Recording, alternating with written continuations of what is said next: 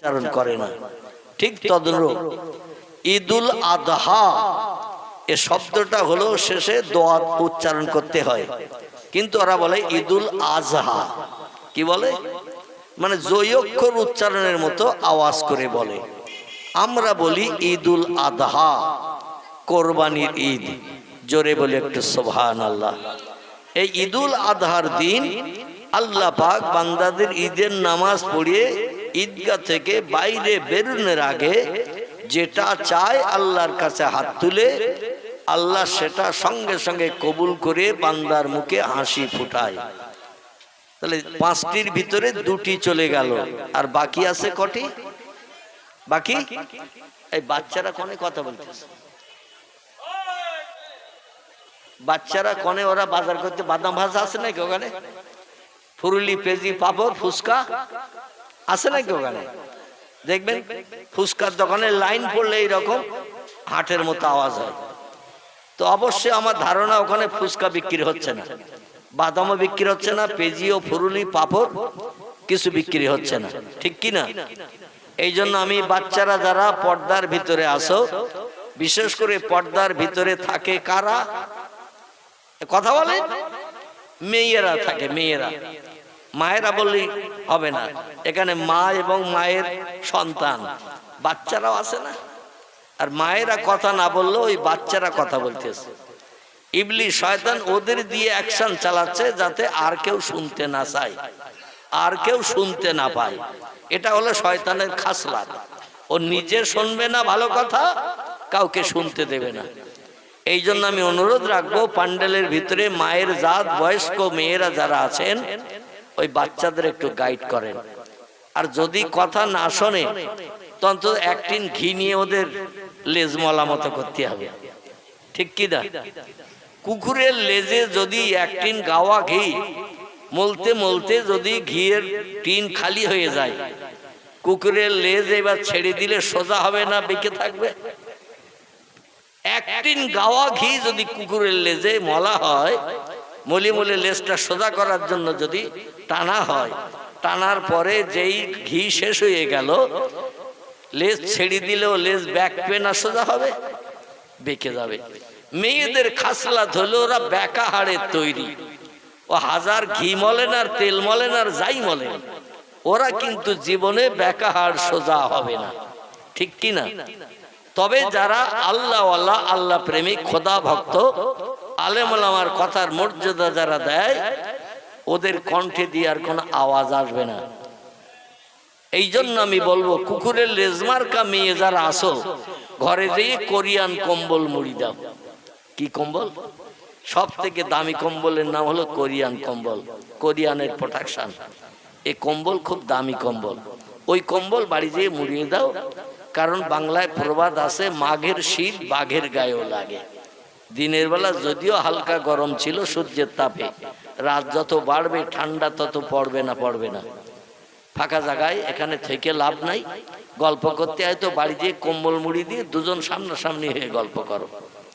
আর যদি বলো আমরা চুপ করে থাকবো, আমাদের শীত ডাঁড়ার হাড় সোজা, হাতের পোষা থেকে নিয়ে কনুই পর্যন্ত সোজা, কনুই থেকে কাঁধ পর্যন্ত হাড় সোজা, পায়ের হাঁটু থেকে গোস পর্যন্ত সোজা হাড়, হাঁটু থেকে কোমর পর্যন্ত সোজা হাড়, শুধু পাঁজরের হাড় বেঁকা ছাড়া আর সব হাড় সোজা, তাহলে এখানে আমরা সোজা হয়ে বসবো। এরম চিন্তা যদি মেয়েরা করো, তারা বসো। আর যারা বাজার করবে, আমি অনুরোধ রাখছি তারা বাড়ি যেয়ে কম্বল মুড়ি দাও। ভালো বললাম না খারাপ বললাম? ভালো বলেছি, যাতে আমারও বলতে সুবিধা হয়, আপনাদেরও শুনতে সুবিধা হয়। দেখবেন মেয়েরা যখন জলসায় আসে, ওরা বুড়ি যারা এক জায়গায় বসে, আর যারা বিবাহিত নারী, এক একটা বাচ্চা হয়েছে, ওরা আর এক জায়গায় বসে।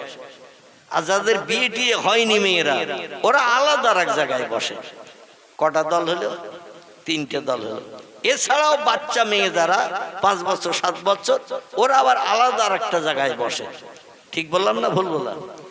মানে যে বয়সের যারা তারা সেখানে বসে, বুড়ি যারা ওরা এক জায়গায় বসে আলোচনা করে। মিলাদ তো শুনতে আসে না, মেয়েরা কোনোদিন ওয়াজ শুনতে আসে না।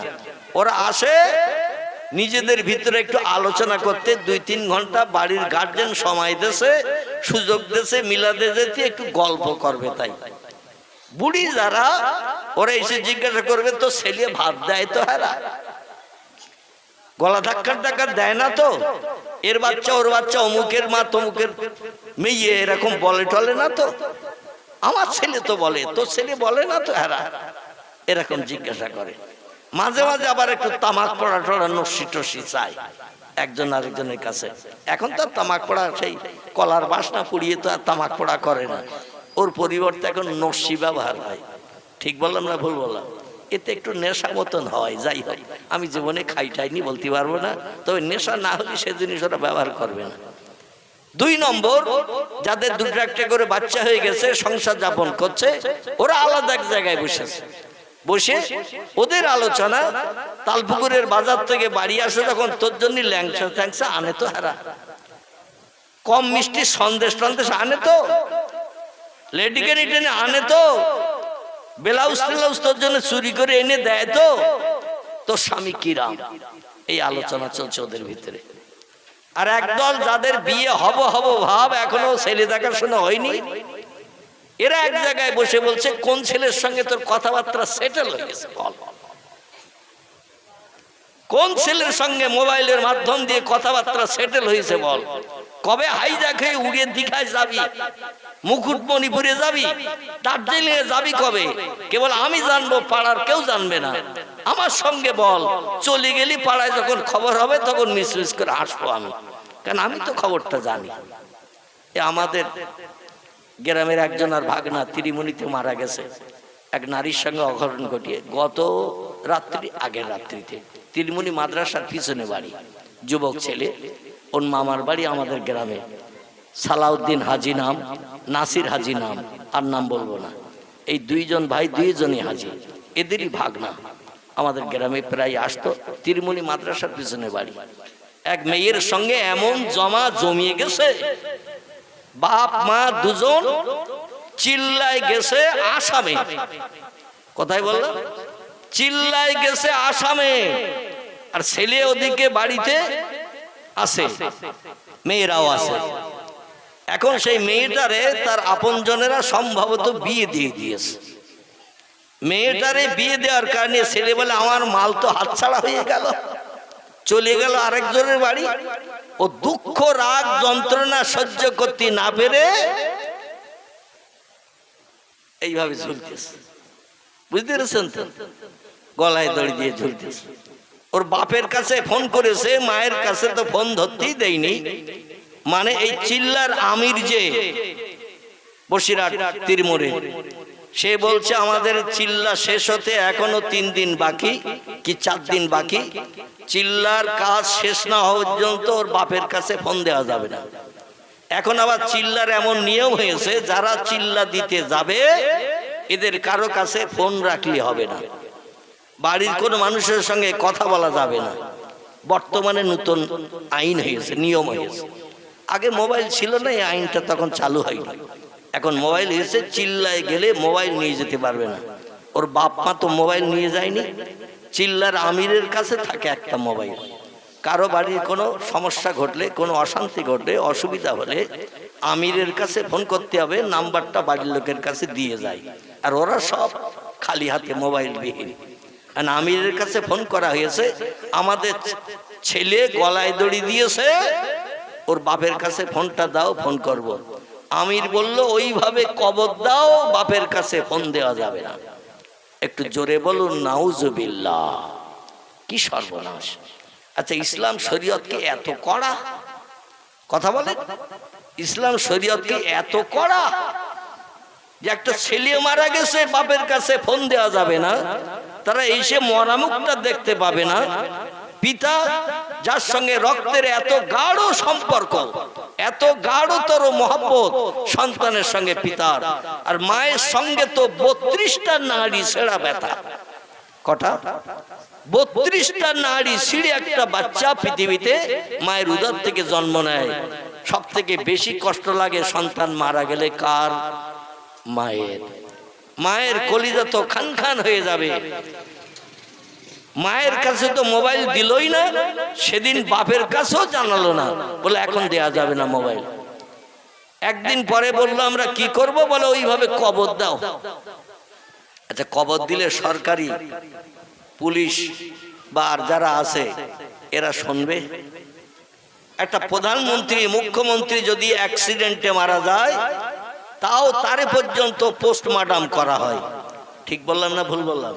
কোন নামি দামি ব্যক্তি যদি মারা যায় অ্যাক্সিডেন্টে কোনো কারণে, গলায় দড়ি দিয়ে বা বিষ খেয়ে বা কোনো হঠাৎ অ্যাক্সিডেন্টের কারণে মারা গেলে তাদেরও পর্যন্ত পোস্টমর্টম করা হয়। আর মুসলমানদের তো কেউ চক্ষু বেড়ে দেখতে পারে না। ঠিক বললাম না ভুল বললাম? এরা ভুল করলে মেনে নেবে থানা পুলিশ, মেনে নেবে সরকারি অফিসাররা? তো ওখান থেকে বলে দিচ্ছে আসাম থেকে কবর দাও, লোকজন না জানিয়ে কবর দাও। শেষ পর্যন্ত সেই লোকজন না জানিয়ে কবর দিল। পরের দিন কবর দেওয়ার পরে ফাটাফাটি হয়ে গেল। মানে এ জানতে ও জানতে, এ জানতে ও জানতে মোটামুটি সব চাউর হয়ে গেছে। এখন শেষ পর্যন্ত সেই যে আমি নিয়ে গিয়েছিল, একটা তবলিগি মসজিদ আছে ওই নিকেরি পাড়ার নিচের দিকে, সেই মসজিদ জনগণ রাগে এত গড়গড় হয়ে গেছে, এত বিতৃষ্ণা হয়ে গেছে, খবর ওর বাপ মাকে না দেওয়ার কারণে বলে মসজিদ ভেঙে দেব, ওদের মসজিদ ভেঙে দেব, এখানে আর ওই মসজিদ রাখবো না, আর মানুষকে এইভাবে বিভ্রান্ত করতে দেব না। জোরে বলুন একটু নাউজুবিল্লাহ। শেষ পর্যন্ত ওর বাপের কাছে ফোনটা দেয়া হলো, দুদিন পরে লাশ তো কবরে। এখন আমি আজকের খবর বলতে পারবো না, থানা পুলিশের কানে গেলে ওরা অবশ্যই লাশ তুলবে না, তুলবে না, তুলবে, পোস্টমর্টম করবে, তারপরে তাকে আবার কবর দেওয়ার ব্যবস্থা করা হবে। হায় রে আফসোস, আমি বলতে চাচ্ছি এই কথাটাই, যে ইসলাম শরীয়ত এমন নিন্দনীয় আচরণ ব্যবহার করার কোনো পরিবেশ তৈরি করেনি বা সুযোগ দেয়নি। আল্লাহ আমাদের ওই সমস্ত কাজকর্ম থেকে হেফাজত করুন। আল্লাহ আমাদের সুস্থ পয়গম্বর মুহাম্মদ রাসূলুল্লাহর নির্দেশাবলী বাস্তব জীবনে রূপদান করে বাপ হয়ে সন্তান মারা গেলে তাকে নিজ হাতে করে দাফন করার ব্যবস্থা করার সুযোগ দিন। আবার পিতা মারা গেলে সন্তানেরা অন্তত বাপকে নিজ হাতে করে কবরে দাফন করে আল্লাহর কাছে দোকানে হাত তুলে দোয়া করার সুযোগ পান। আল্লাহ কোরআনে বলছেন, অকুর রব্বির হামহুমা কামা রব্বাইয়ানি সাগীরা। সৎ সন্তান, মায়ের নাড়ি ছেঁড়া ব্যথা, বাপের কষ্ট করা, পরিশ্রম করা, জন্মদান করা সন্তান যদি বাপ মা মারা যায়, কবরে যদি কবরস্থ করে দোকানে হাত তুলে দোয়া করে, আল্লাহ পিতামাতার দোয়া কবুল করে সন্তানের কবরে জান্নাতি নেমাত চালু করে। আবার সন্তান মারা গেলে বাপ মা যদি দোয়া করে, বাপ মায়ের দোয়া বিদ্যুতের মতো আল্লাহর দরবারে কবুল হয়ে যায়। জোরে বলুন সুবহানাল্লাহ। অপরাধী হলেও আল্লাহ পাক বাপ মায়ের দোয়ার ওসিলা করে অপরাধকে ক্ষমা করে। বাপ মায়ের দোয়া খুব বড় দোয়া। আল্লাহ নবী বলছেন, হুমা জান্নাতুকা হুমা নারুকা। বাপ মা হলো তোমার জন্য জান্নাতে যাওয়ার রাস্তা খোলা, বাপ মা হলো তোমার জন্য জান্নাতে যাওয়ার পথ পরিষ্কার করা, এবং পিতামাতাই তোমার জন্য আবার জাহান্নামের রাস্তা খুলে দেওয়ার দায়িত্ব পালন করেছে, বা জান্নাতে জাহান্নামে যাওয়ার রাস্তা পরিষ্কার করে দিয়েছে। এজন্য এমন আচরণ, এমন ব্যবহার বাপ মায়ের সঙ্গে রাখো। ওয়াকিলাহুমা কওলান কারীমা, ওদের সঙ্গে নরম ব্যবহার করো, নরম আচরণ করো। ইল্লা উফিন, বাপ মায়ের সঙ্গে এমন ব্যবহার করিও না যে তোমার বাপ কোনোদিন আহ, মা কোনোদিন উহ শব্দ ব্যবহার না করে। যদি কোনোদিন আহ উহ এইরকম শব্দ যদি বাপ মা তোমার আচরণে মনে দুঃখ ব্যথা পেয়ে এইরকম শব্দ বার করে, তুমি যত বড় হাজি হও, যত বড় গাজী হও, মোল্লা হও, মৌলবী হও, হাফেজ হও, কারি হও, মুফতি হও, তোমার ঠিকানা হবে জাহান্নাম। জোরে বলুন একটু নাউজুবিল্লাহ। এই জন্য আমরা আহলে সুন্নাতুল আকিদা মোতাবেক, আহলে সুন্নাতুল জামাতের আকিদা মোতাবেক মানুষ, আল্লাহ যে পথে আমাদের রেখেছেন ওই পথে যেন আমাদের রেখে কবরে যাওয়ার তৌফিক দান করেন। সকলে বলুন আমিন। একটু মহব্বতে দরুদ শরীফ। আল্লাহুম্মা সাল্লি আলা সাইয়্যিদিনা মাওলানা ওয়া আলা আলি সাইয়্যিদিনা মাওলানা মুহাম্মদ। আমার ভাইরা, তাহলে দুটি দিনের মর্যাদা বেশি আর তিনটি রাতের মর্যাদা বেশি। তিনটি রাতের একটি রাতের নাম হলো রজব মাসের ১ম তারিখের রাত, ২ নম্বর হলো ১৪ই শাবান দিনগত রাত, ৩ নম্বর হলো লাইলাতুল কদরের রাত। এই তিনটি রাতের মর্যাদা বেশি। দিনের মর্যাদা কেমন বেশি, রাতের মর্যাদা কেমন বেশি, আসুন এবার আপনার সামনের দিকে একটু এগিয়ে যাই। এক মনে স্থির ভাবে তত্ত্বটা শুনুন। আল্লাহ যেন আমাদের নসিবে তাদের মতো আমল করি, জীবনের মনস্কামনা পূর্ণ করি। আল্লাহ যেন শখ শান্তি আমাদের মিটান। জোরে বলুন একটু আমিন। প্রিয় নবী মুহাম্মদুর রাসূলুল্লাহ সাল্লাল্লাহু আলাইহি ওয়াসাল্লাম একজন প্রিয় সাহাবী ছিলেন। লোকটির নাম আমি বলবো এবং তার স্ত্রীর নামও আপনাদের কাছে বলবো। স্ত্রীর নাম হলো উম্মে সালমা, লোকটির নাম হলো আবি সালমা। জোরে বলুন একটু সুবহানাল্লাহ। নবীর মোহাব্বতের ভক্ত, মোহাব্বতের সাহাবী। সাহাবীর নাম হলো আবু সালমা, আর সাহাবিয়া নারীর নাম হলো, স্ত্রীর নাম হলো উম্মে সালমা। প্রিয় নবী মুহাম্মদ রাসূলুল্লাহ মসজিদে নববীতে আসরের নামাজ আনতে, কোনদিন বা ফজরের নামাজ আনতে, কোনদিন বা এশার নামাজ আনতে বক্তৃতা দিতেন, ওয়াজ নসিহত করতেন। তো অধিকাংশ দিন রাতের বেলা খুব একটা বক্তৃতা দিতেন না, কারণ অনেক দূর দূরান্ত থেকে সাহাবীরা হেঁটে হেঁটে আসতো মসজিদে নববীতে নামাজ আদায় করার জন্য।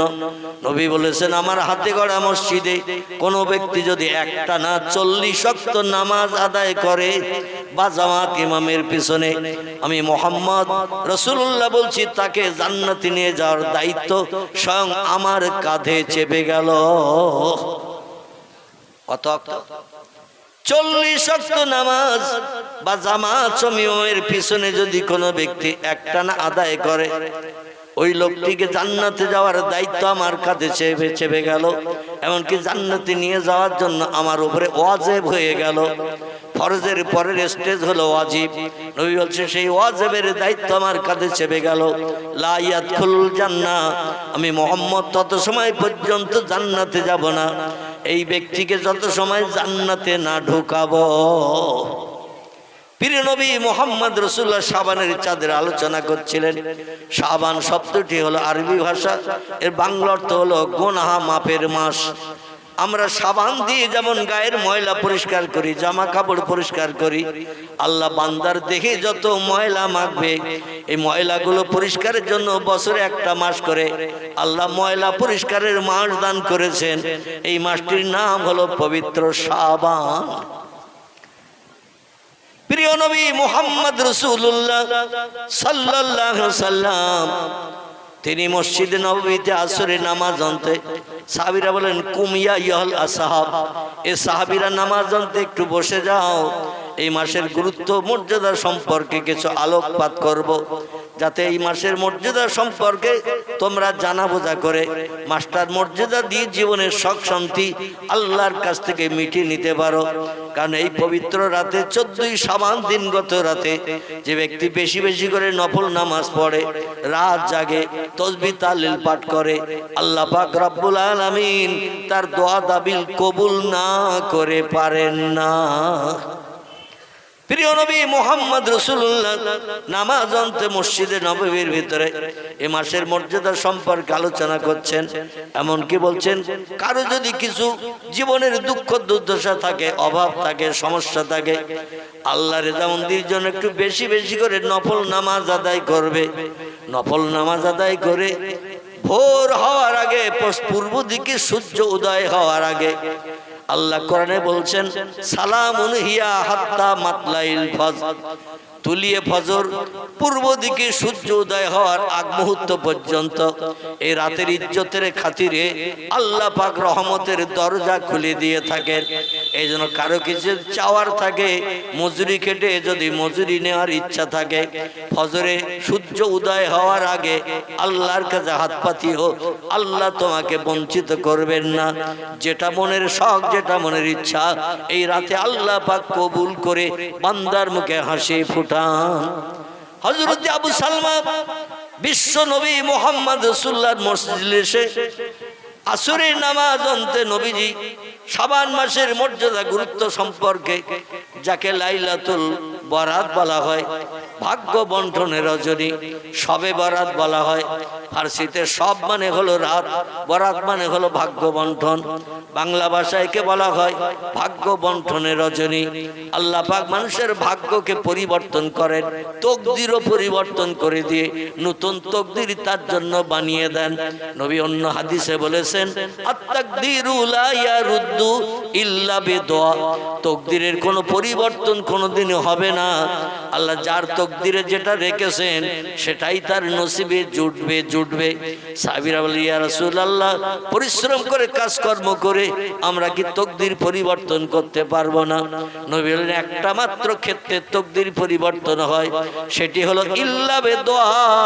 বান্দা যখন কারো কাছে হাত না পেতে, কারো কাছে সাহায্য না চেয়ে, জিনের জীবনের মনের দুঃখ দুর্দশা কারো কাছে না জানিয়ে আল্লাহর কাছে যখন জানায়, তবে শর্ত হলো চোখের পানি একটু নির্গত করতে হবে, চোখের পানি বার করতে হবে। আল্লাহ চোখের পানি বড় পছন্দ করেন, কবুল করেন। এই জন্য চোখের পানি মাছির মাথার ন্যায় ছোট্ট ফোঁটা হলো নাকের ডগা পর্যন্ত নামিয়ে দিয়ে দেবে। নাকের ডগা পর্যন্ত যদি চোখের পানি নেমে যায়, আল্লাহ সেই বান্দারে বঞ্চিত করেন না। জোরে বলুন একটু সুবহান। আবু সালমা, নবী সাহাবীরা মসজিদে নববীতে নামাজ আদায় করে পয়গম্বর যে ওয়াজ নসিহত করতেন, বাড়িতে এসে স্ত্রীদের কাছে সেগুলো বলতেন। সাহাবীরা নবীজির মুখে যে সমস্ত ওয়াজ নসিহত মসজিদে নববীতে শুনতেন, বাড়ি এসে বিবিদের কাছে বলতেন, আর বিবিরা সেগুলো আমল করার জন্য ব্যতিব্যস্ত হয়ে পড়তেন। জোরে বলুন একটু সুবহানাল্লাহ। আবু সালমা বলেন, বিবিরি, এই শাবান মাসের একটা গুরুত্বপূর্ণ রাত আল্লাহ উম্মতে মুহাম্মাদির জন্য দান করেছেন। এমন কি আল্লাহ পাক কোরআন পাকের ভিতরেও তত্ত্ব জানিয়ে দিয়েছেন যে 1000 মাস রাত জেগে জেগে ইবাদত বندگی করলে যত সওয়াব হবে, খায়রুম মিন আলফি শাহর। আল্লাহ পাক কোরআন পাকের ভিতরে জানিয়ে দিয়েছেন সূরা কদরের ভিতরে। আল্লাহ বলছেন 1000 মাস রাত জেগে জেগে ইবাদত বندگی করলে, উপাসনা করলে, দিনের বেলাও নফল নামাজ পড়লে, এমন করে অন্যান্য নামাজগুলো আদায় করলে যত সওয়াবের অধিকারী হবে, এক রাতের বিনিময়ে তার থেকে খায়রুন আরো বেশি সওয়াব বান্দার নামামলে থলিতে লেখা হবে। এবং নামাজ আদায়ের পরে আল্লাহর কাছে বান্দা যদি জীবনের শখের কথা বলেন, আল্লাহ কোনো বান্দারে খালি হাতে ফিরান না। জোরে বলুন একটু সুবহানাল্লাহ। আবু সালমার বিবি জান্নাত হযরত উম্মে সালমা বললেন, স্বামী গো, কবে মরি কবে বাঁচি, আর একটা বছর পরে এই রাত আমাদের নসিবে আসবে। একটা বছর না বাঁচলে তো এই পবিত্র রাত পাবো না। এজন্য আজকের রাতটাই যখন সেই পবিত্র রাত পয়গম্বর বলে দিয়েছেন, 14ই শাবান দিবগত রাত, সেই রাতটি আজকের রাত। তাহলে আমরা সারা রাত আজকের আর ঘুমাবো না, শান্তির শয্যায় থাকবো না। আমরা আল্লাহর রেজামন্দি করে জীবনের দুঃখ দুর্দশার কথা জানিয়ে আগামী ভবিষ্যৎ জীবনটা সুখের বানানোর জন্য আল্লাহর কাছে হাত তুলে দোয়া করব। আপনিও নামাজ পড়বেন নফল নামাজ, আমিও নামাজ পড়ব নফল নামাজ।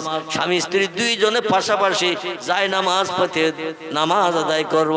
আমার দেখে আপনি নামাজ পড়বেন, আপনার দেখে আমিও নামাজ পড়ব। ইসলাম শরীয়তে এই হিংসা করাটা জায়েজ আছে।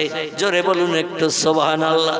ওর থেকে বেশি পড়বো আমি, আবার তার থেকে বেশি পড়বো আমি। সে আবার বলে, ও যখন পড়ছে আমিও পড়বো, আমিও বেশি বেশি পড়বো, 2 রাকাত বেশি পড়তে হয় পড়বো। এইভাবে পাল্লা করে হিংসা করে বেশি নামাজ ইসলাম শরীয়তে পড়া জায়েজ আছে, কিন্তু অন্য কোন ক্ষেত্রে হিংসা করা জায়েজ নাই। আবু সালমা বললেন, বিবিরে, ও মেয়েরা ভালো করে কান দিয়ে শোনো। আল্লাহর পয়গম্বর মুহাম্মদ রাসূলুল্লাহ জানিয়েছেন, আল্লাহর ইবাদত করে আল্লাহরে যদি খুশি রাজি করতে চাও, রাতের বেলা একটু তোমরা ক্ষুধার্ত থাকিও, বেশি পেট ভরে যেন খেও না। সবে বরাতে সবে কদরে এমন করে আশুরায় দেখবেন আমাদের বাড়িতে কম বেশি ভালো মন্দ রান্না করা হয়, আর এমন খাওয়া খাই শুয়ে পড়লে আর ওঠার ইচ্ছা থাকে না। ঠিক বললাম না ভুল বললাম? অধিকাংশ বাড়িতে রুটি তৈরি হয়, গোশত তৈরি হয়, হালুয়া তৈরি হয়, পায়েস তৈরি হয় সবে বরাতে রাতে। তবে আগের থেকে এখন একটু কম হয়ে গেছে। ঠিক বললাম না ভুল বললাম? সবে বরাতের মাস আসলেই ঢেকিতে শুধু ঢোলের মতো গুড়ুম গাড়াম আওয়াজ হতো। ঠিক বললাম না ভুল বললাম? তো আস্তে আস্তে মেশিন ধান কল গম কল তৈরি হওয়ার কারণে ঢেকি এখন উদাও হয়ে গেছে। খুব বেশি বাড়িতে নাই, এক একটা বাড়িতে থাকলেও থাকতে পারে পাড়ার ভিতরে, গ্রামের ভিতরে। আরে ঢেকি ওই রকম, একজন আটা করবে আর একজন ধামা নিয়ে রেডি হয়ে থাকবে, মানে ওর হয়ে যাবে আর একজন। আর এই বিকাল বেলা থেকে রুটি পায়েস তৈরির হিড়িক সবে বরাতে এসেছে। রুটি পায়েস তৈরির হিড়িক চলবে, আর এই তৈরি করতে করতে পায়েস রুটি গোশত রুটি এটা ওটা করতে করতে রাত 10টা, 10:30, 11টাও বেজে যায়। এর বাড়ির রুটি ওর বাড়ি, ওর বাড়ির রুটি এর বাড়ি, এর বাড়ির পায়েস ওর বাড়ি, ওর বাড়ির পায়েস এর বাড়ি, এইরকম ভাবে শুধু পরিবেশন হয়। আর এই খাটাখাটনি করতে করতে যখন দেহ ক্লান্ত হয়ে যায়, নাকে মুখে দুটো দিয়ে শোয়, আর বলে মনে মনে চিন্তা ভাবনা করে 10:30টায় শুচ্ছি, রাত্র দ্বীপ্রহরের পরে তো এই নামাজটা আল্লাহর কাছে প্রিয়, মানে দ্বীপ্রহরের পর থেকে নিয়ে ফজরের আজানের আগ পর্যন্ত এই নফল নামাজটা হলো আল্লাহর কাছে প্রিয়। ওই রাত 8:30টার সময় নয়, 9টার সময় নয়, রাত্র দ্বীপ্রহরের পর থেকে ফজরের আজান ধ্বনির আগ পর্যন্ত এই নামাজটাকে বলা হয় তাহাজ্জুদ। কি নাম বললাম? তাহাজ্জুদ। এই নামাজটা এশার নামাজের পরপরই নয় বা তারাবি নামাজের পরপরই নয়, এই নফল নামাজটা নিয়েও হলো রাত্র দ্বীপ্রহরের পর থেকে নিয়ে ফজরের আজানের আগ পর্যন্ত। কিন্তু আমরা মনে মনে চিন্তা ভাবনা করি, খাটাখাটনি তো খুব করেছি, রুটি পায়েস তৈরি করেছি, পাড়ার বিভিন্ন লোকের বাড়ি দিয়েছি, বাচ্চা কাচ্চাদের দিয়েছি, ঘন্টা দেড়েক একটুখানি বিশ্রাম নেই, 12টার পরে উঠবো। আর ওই যে শুয়েছে ইবলিস শয়তান, এমন তালপাকার পাতার হাওয়া দিচ্ছে, ও এমন কাল ঘুমিয়েছে, ওর ঘুম ভেঙে গেছে বেলা 9টার সময়। কটার সময়? বেলা 8:30, 9টার আগে আর ঘুম ভাঙেনি, ক্লান্ত দেহ ঘুমিয়ে পড়েছে। আর ইবলিস শয়তান তালপাকার পাতার ঠান্ডা হাওয়া দিয়ে দিয়েছে, ঘুমো, খবরদার যেন উঠবি না, নামাজ যেন পড়বি না। আর তোরে এমন কাল ঘুম পাড়িয়েছি, বেলা 9টার আগে আর ঘুম ভাঙবে না। কোথার শবে বরাত কোথায় চলে গেল, কোথায় লাইলাতুল কদর চলে গেল, কোথায় আমার ভাইরা রজব মাসের 1ম তারিখের দিন রাত চলে গেল, আমাদের কাছে আর কোনো খবর নাই। আবু সালমা বলছেন, প্রাণের বিবি, এই জন্য আমাদের খাওয়া দাওয়া একটু কম করতে হবে, কারণ বেশি খেলে পেট ভারী হয়ে যাবে, ইবাদত করতে অসুবিধা হবে। আর আমরা এইরকম দিন রাতে একটু বেশি বেশি খাই। ঠিক বললাম না ভুল বললাম? একটু বেশি বেশি খাই আমরা। তো যাই হোক, খাওয়ার কারণে শরীর মেজমেজি হয়ে যায়, আল্লাহর ইবাদত করতে অনীহা প্রকাশ হয়। আমার ভাইরা, স্বামী স্ত্রী দুইজনে প্রিয় নবী মুহাম্মদ রাসূলুল্লাহর কথা মোতাবেক নবী বলছেন, এমন খাদ্য খাবে পেটটারে 3টে ভাগে ভাগ করে নেবে। কটা? পেটটারে 3টি ভাগে ভাগ করবে। 1 ভাগ খাদ্য খাবে, 1 ভাগ পানি পান করবে, আর 1 ভাগ তোমরা খালি রেখে দেবে। রোগ বেমারি হবে না, অসুস্থতা আসবে না, শরীর মেজমেজে হবে না, আল্লাহর ইবাদত করতে সুবিধা হবে। স্বামী স্ত্রী দুইজন প্রিয় নবীর কথা মোতাবেক পেটটাকে 3টে ভাগে ভাগ করে নিয়ে 1 ভাগ খাদ্য গ্রহণ করলেন, আর 1 ভাগ পানি দিয়ে ভর্তি করলেন, 1 ভাগ খালি রেখে দিলেন। এশার নামাজ অন্ত থেকে নিয়ে সারাটি রাত ইবাদত করার জন্য দৃঢ় প্রতিজ্ঞাবদ্ধ হলেন। এইভাবে নামাজ পড়ছেন স্বামী, স্ত্রী দেখে নামাজ পড়ছে, স্ত্রী নামাজ পড়া দেখে স্বামীও বারবার নিয়ত করছে, 2 রাকাতের নিয়ত চলছে। আমার ভাইরা, নফল নামাজ চলছে, নামাজ চলতে চলতে এ ওর দিকে নামাজ পড়ে, আরেকজনের দিকে নামাজ পড়ে, স্বামী স্ত্রী দুইজন ঘরে পাশাপাশি দাঁড়িয়ে নামাজ পড়ছেন। এটা শরীয়তে জায়েজ আছে, জোরে বলুন একটু সুবহানাল্লাহ। ঘরের ভিতরে দরজা জানলা লাগানো, এখনকার মধ্যে দেওয়ালে সুইচ টিপলে রড লাইট জ্বলে, ঘরে আলো দেবে না। তখনকার সময় একমাত্র তেলের বাতি, এইটা আধার দূর করার জন্য এনাফ যথেষ্ট ছিল। আমরা বাংলা ভাষায় যারা লম্ফ বলি, টেমি বলি। পরবর্তীতে হারকেন তৈরি হয়েছে। নবীর জামানায় সব হারকেন টারকেনের বালাই ছিল না। তেল দিয়ে বাতিতে আগুন দিলে যত সময় তেল থাকে তত সময় আলো জ্বলে। সংসারে কাজকর্ম শেষ হয়ে গেলে টেমি সারা রাত জ্বালিয়ে রাখে না, বন্ধ করে ফেলে, বন্ধ করে বিশ্রামে যায়। কারণ ঘরে লাইট জ্বললে অনেকের ঘুমাতে অসুবিধা হয়। নামাজ চলছে আর ভোর হয়ে এসেছে, স্বামী স্ত্রী কিছুই জানে না। কারণ ঘরের দরজা জানলা যদি কমপ্লিট লাগানো থাকে, দিনের আলো বাইরে দেখা যাবে, ঘরের ভিতরে বোঝা যাবে না। স্বামী স্ত্রী বলছি ফজরের আজান ধ্বনির আগ পর্যন্ত আল্লাহর দরবারে দোয়া চাইলে আল্লাহ দোয়া ফেরত দেয় না। এখনো রাত আছে, নামাজ চালাও। একজন আরেকজনকে দেখে নামাজ পড়ছেন, কিন্তু ভোর হয়ে আসে। আল্লাহ বান্দাদের খবর রাখেন না। ইয়ালামু খায়নাতাল আয়ুনে ওমা তুখফিস সুদূর।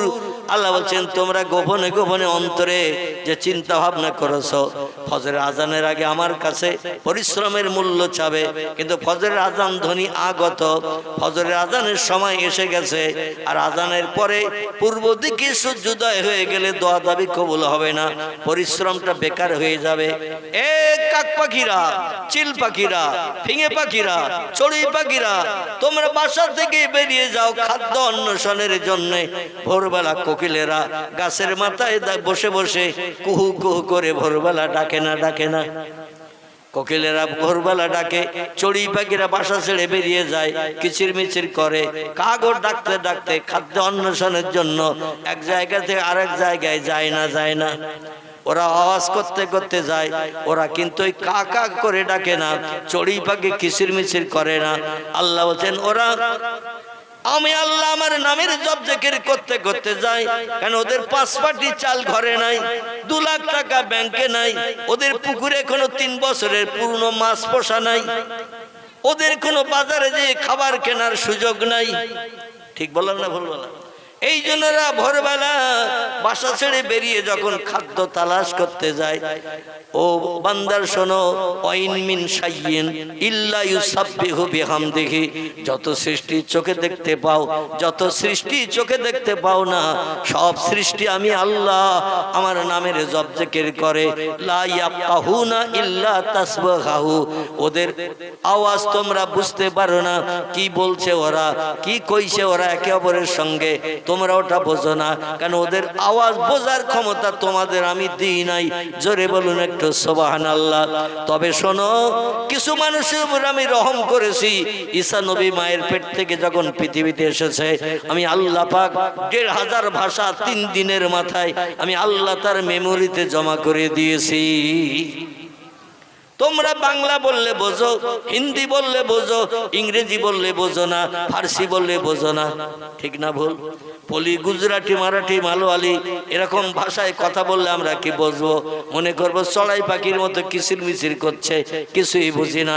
কিন্তু আল্লাহর সব সৃষ্টির ভাষা যিনি দিয়েছেন, ওদের ভাষা তিনি বোঝেন না। এই জন্য আল্লাহ বলছেন তোরা বাসা ছেড়েছিস, 5 পাটি চাল ঘরে নাই, ব্যাংকে টাকা নাই, পুকুরে মাছ পোষা নাই, কোনো বন্ধুর কাছে পয়সা পাস না, পয়সা কালেকশন করে নিয়ে বাজারে যেয়ে বাজার করে আনবি, এমন সুযোগ তো ওদের নাই। এই জন্য ওরা বাসা থেকে বেরিয়ে আমি আল্লাহ আমার নামের তসবিহ পড়তে যায়। বলে আল্লাহ যেখানে যাচ্ছি ওখানে যেন অনাহারা না থাকে, তোমার দেয়া রিজিক যেন আমি পাই। আল্লাহ বলছে ইন্নাল্লাহা ইয়ারযুকু মাইয়াশাউ বেগৈরে হিসাব। আমি আল্লাহ হলাম রিজিক দাতা, যার ইচ্ছা করি তার আমি খাদ্য পরিবেশন করি। আমার দেয়া খাদ্য ছাড়া বাড়তি খাদ্য খাওয়ার ক্ষমতা কারো নাই। যত সৃষ্টি আছে সব সৃষ্টির রিজিক আমি আল্লাহ পরিবেশন করে থাকি। জোরে বলুন সুবহানাল্লাহ। স্বামী স্ত্রী 2 জন চিন্তা ভাবনা নিয়েছে, আবার কি বাজার শুরু হয়েছে? ও আসলে ঘি ডললেও কাজ হবে না, আগে বলেছিলাম। তবে খিদিরপুরে মেয়েদের নামে বদনাম দেবে না, ওরা তো আবার শুক্রবারে ভাত দেবে না আমার, ঠিক কি না? বলে হুজুর আমার নামে বদনাম দেবে, শুক্রবার না খেয়ে বাড়ি যেতে হবে। তো তা যদি বলেন তাও নাই যাব, তন্ত মুখটা বন্ধ কর মা, মুখ বন্ধ কর। আর ভালো না লাগে উঠে বাড়ি যা কম্বল মুড়ি দিয়ে। এখানে কেন গ্যাস গ্যাস গ্যাস গ্যাস করছিস তোরা? আহারে পাখিরা বাসা ছেড়ে বেরিয়ে গেছে ভোরবেলা। আর পাখিরা যখন বাসা ছেড়ে বেরিয়ে যায়, ওরা কণ্ঠের আওয়াজ দিতে দিতে যায়। ওদের কণ্ঠের আওয়াজ হলো আল্লাহর নামের জিকির। জোরে বলুন একটু সুবহানাল্লাহ। আবু সালমা ডেকে বলে, বিবিরি ঘরের দরজা বন্ধ, জানালা বন্ধ, আধার কাটে নাই, বাইরে বোধহয় ফর্সা হয়ে গেছে। ফর্সা না হলে কাক পাখিরা, শালিক পাখিরা, চড়ুই পাখিরা তো বাসা ছাড়ে না, নিশ্চয়ই ফর্সা হয়ে গেছে, আলো দেখা গেছে। এই জন্য ওরা বাসা ছেড়েছে খাদ্য আহরণের জন্য, খাদ্য খোঁজ করার জন্য। আমাদের বাড়ির উপর দিয়ে চলে যাচ্ছে, আওয়াজ করতে করতে যাচ্ছে ওদের ভাষায়। আমাদের তো এখনো পর্যন্ত পরিশ্রমের মূল্য চাওয়া হয় নাই। আল্লাহর কাছে হাত তুলতে হবে তাড়াতাড়ি। সূর্য পূর্ব দিকে উদয় হয়ে গেলে আমাদের দোয়া দাবি আর কবুল হবে না। সারা রাতের পরিশ্রমের কোনো মূল্য নসিবে জুটবে না। জোরে বলুন একটু সুবহানাল্লাহ। স্ত্রী বলছে, না মিয়া যাওজি, প্রাণের স্বামী আপনি তো ওই তথ্যই পয়গম্বরের মুখ থেকে শুনে এসেছেন, আমার কাছে জানিয়েছেন। এই জন্যই তো আমরা স্বামী স্ত্রী কন্যা সন্তানকে, সালমা নামের মেয়েটাকে ঘুম পাড়িয়ে রেখে সারা রাত আল্লাহর সন্তুষ্টির জন্য দাঁড়িয়ে দাঁড়িয়ে যায় নামাজে নফল নামাজ আদায় করেছি আল্লাহর রেজামন্দির উদ্দেশ্যে। কিন্তু নামাজ পড়লাম, মজুরি খাটলাম, পরিশ্রম তো নেয়া, পরিশ্রমের মূল্য তো নেওয়া হয় নাই। ও আমার প্রাণের স্বামী, হাত তুলুন আপনি, আমি আপনার পাশে বসে বসে আল্লাহুম্মা আমিন, আল্লাহুম্মা আমিন করি। কারণ একজন দোয়া করলে আর 10 জন যদি থাকে ওই সঙ্গে তারাও হাত তুলে আমিন আমিন করে না, করে না? কি করে না, করে না? আমিন আমিন করে। আমিন শব্দটি আরবি ভাষা, এর বাংলা অর্থ হলো আল্লাহ যিনি দোয়া করছেন, যে কথা বলছেন ওই কথায় আমিও একমত, আল্লাহ দোয়াটা কবুল করে নেন। স্ত্রী বললেন, প্রাণের স্বামী আমরা সংসারে বড় অভাবী, নবীর গরিব সাহাবীদের ভিতরে আমরা একজন। আমাদের বিল্ডিং নাই, পাথরের গুহার ভিতরে আমরা বসবাস করি। কোথায়? পাথরের পাহাড়ের পাথরের গুহার ভিতরে আমরা বসবাস করি। এ প্রাণের স্বামী, নুন আনতে পান্তা ফুরোয়, পান্তা আনতে নুন ফুরোয়। কোনদিন মজুরি হয়, কোনদিন আপনার মজুরি হয় না। আমি পর্দা পুশিদা নারী উম্মে সালমা, সংসারের ঘর কন্যার কাজ করি, বাইরে কোনো পরিশ্রম করতে যাই না। এখন তো সরকার সুযোগ করে দিয়েছে, নারী পুরুষের মর্যাদা সমান সমান। ছেলেরা কাজ করতে যাবে আর মেয়েরা ছায়ায় থাকবে, ওটা সরকার আমরা পছন্দ করি না। ছেলেরা যেমন রাস্তায় স্লোগান দিতে যায়, জিন্দাবাদ অমুকের নামে তমুকের নামে দিতে যায়, তোমরাও মেয়েরা কেন বসে থাকবে?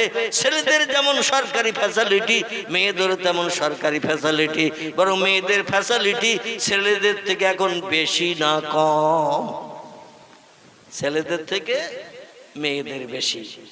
মানুষের লক্ষ্মী ভান্ডার থেকে শুরু করি আরো কত কিছু আছে না, সবুজ সাথী, এটা ওটা হ্যান স্যান, কত কিছু মেয়েদের জন্য সরকারি ফ্যাসিলিটি। এই জন্য মেয়েদের বললো, তোমরা আর ঘরে থেকো না, ছেলেরা যেমন বাইরে বেরিয়ে যায় তোমরাও তেমন বাইরে বেরিয়ে যাও। আল্লাহ নবী সাল্লাল্লাহু আলাইহি ওয়াসাল্লাম বলছেন, মেয়েরা পর্দা পুশিদার ভিতরে ঘর কন্যার কাজ করো, পুরুষেরা রৌদ্রে পুড়বে, বর্ষায় ভিজবে, ওরা অর্থ উপার্জন করে ঘরে আনবে, তাহলে সে সংসারে আল্লাহর আসমানি রহমত বর্ষিত হবে। জোরে বলুন সুবহানাল্লাহ। সরকার ফ্যাসিলিটি দিয়েছে, কোরআন হাদিস পুড়িয়ে যাক, জ্বলিয়ে যাক, ওর দেখার দরকার নাই। সরকার যেটা বলবে সেটা করব, কারণ সরকার আমাদের সুবিধা দেয়, আল্লাহ দেয় না। এটা অধিকাংশ মেয়ের মগজের চিন্তা ভাবনা কিনা। আল্লাহ তো কিছু দেয় না। এই জন্য আল্লাহর উপরে এখন আর তাওয়াক্কাল, ভরসা অধিকাংশ মানুষের নাই। ছেলেদেরও যেমন নাই, মেয়েদেরও তেমন নাই। এই জন্য স্ত্রী বলছেন, সংসারে অনেক অভাব, অনেক অনটন, আমাদের কোনোদিন উনানে হারিয়ে ওঠে, কোনোদিন উনানে হারিয়ে ওঠে না, না কি অনাহারা থাকতে হয়। মেয়েটার নিয়ে একটু দুশ্চিন্তার মাঝখানে থাকি, যেদিন উনানে হারিয়ে ওঠে না তার মুখে কিছু দিতে পারি না।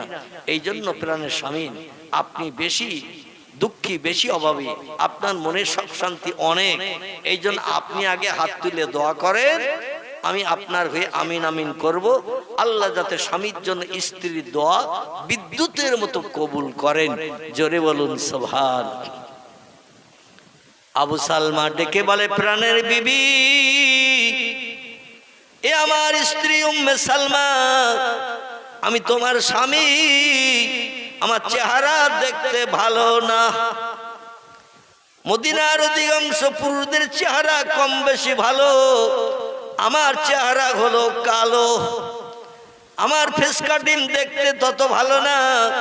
মেয়েরা চেহারাওয়ালা সুন্দর সৌন্দর্যওয়ালা পুরুষ বেশি পছন্দ করতে চায়, তোমার নসিবে তো সেটা জোটে নাই। তুমি কালো স্বামী দেখে পছন্দ করে বিয়ে করেছ। অর্থ সম্পদ, সোনা দানার, টাকা পয়সা, ভালো বিল্ডিং আমার নাই, ভালো শাড়ি চুড়ি কাপড় চোপড় কিনে তোমারে আমি দিতে পারি নাই। মনে তোমার কত ব্যথা, কত দুঃখ, কত অভাব। আজকে রাত্রে আল্লাহর কাছে চাইলে আল্লাহ সব দাবি কবুল করে মুখে হাসি ফুটাবেন। আমার থেকে তোমার মনে দুঃখ বেশি, ব্যথা বেশি। এই জন্য তুমি আগে হাত তুলে দোয়া করো, আমি তোমার হয়ে আমিন আমিন করি। আল্লাহ যাতে স্ত্রীর দোয়া স্বামীর আমিন আমিনের কারণে যেন কবুল করে নেন। তোমার দোয়া শেষ হয়ে গেলে যদি কিছু বাড়তি বাকি থাকে, আমি শেষে হাত তুলে দোয়া করব, তুমি আমিন আমিন করিও। তবে তুমি আগে দোয়া করো, আমি পরে করব।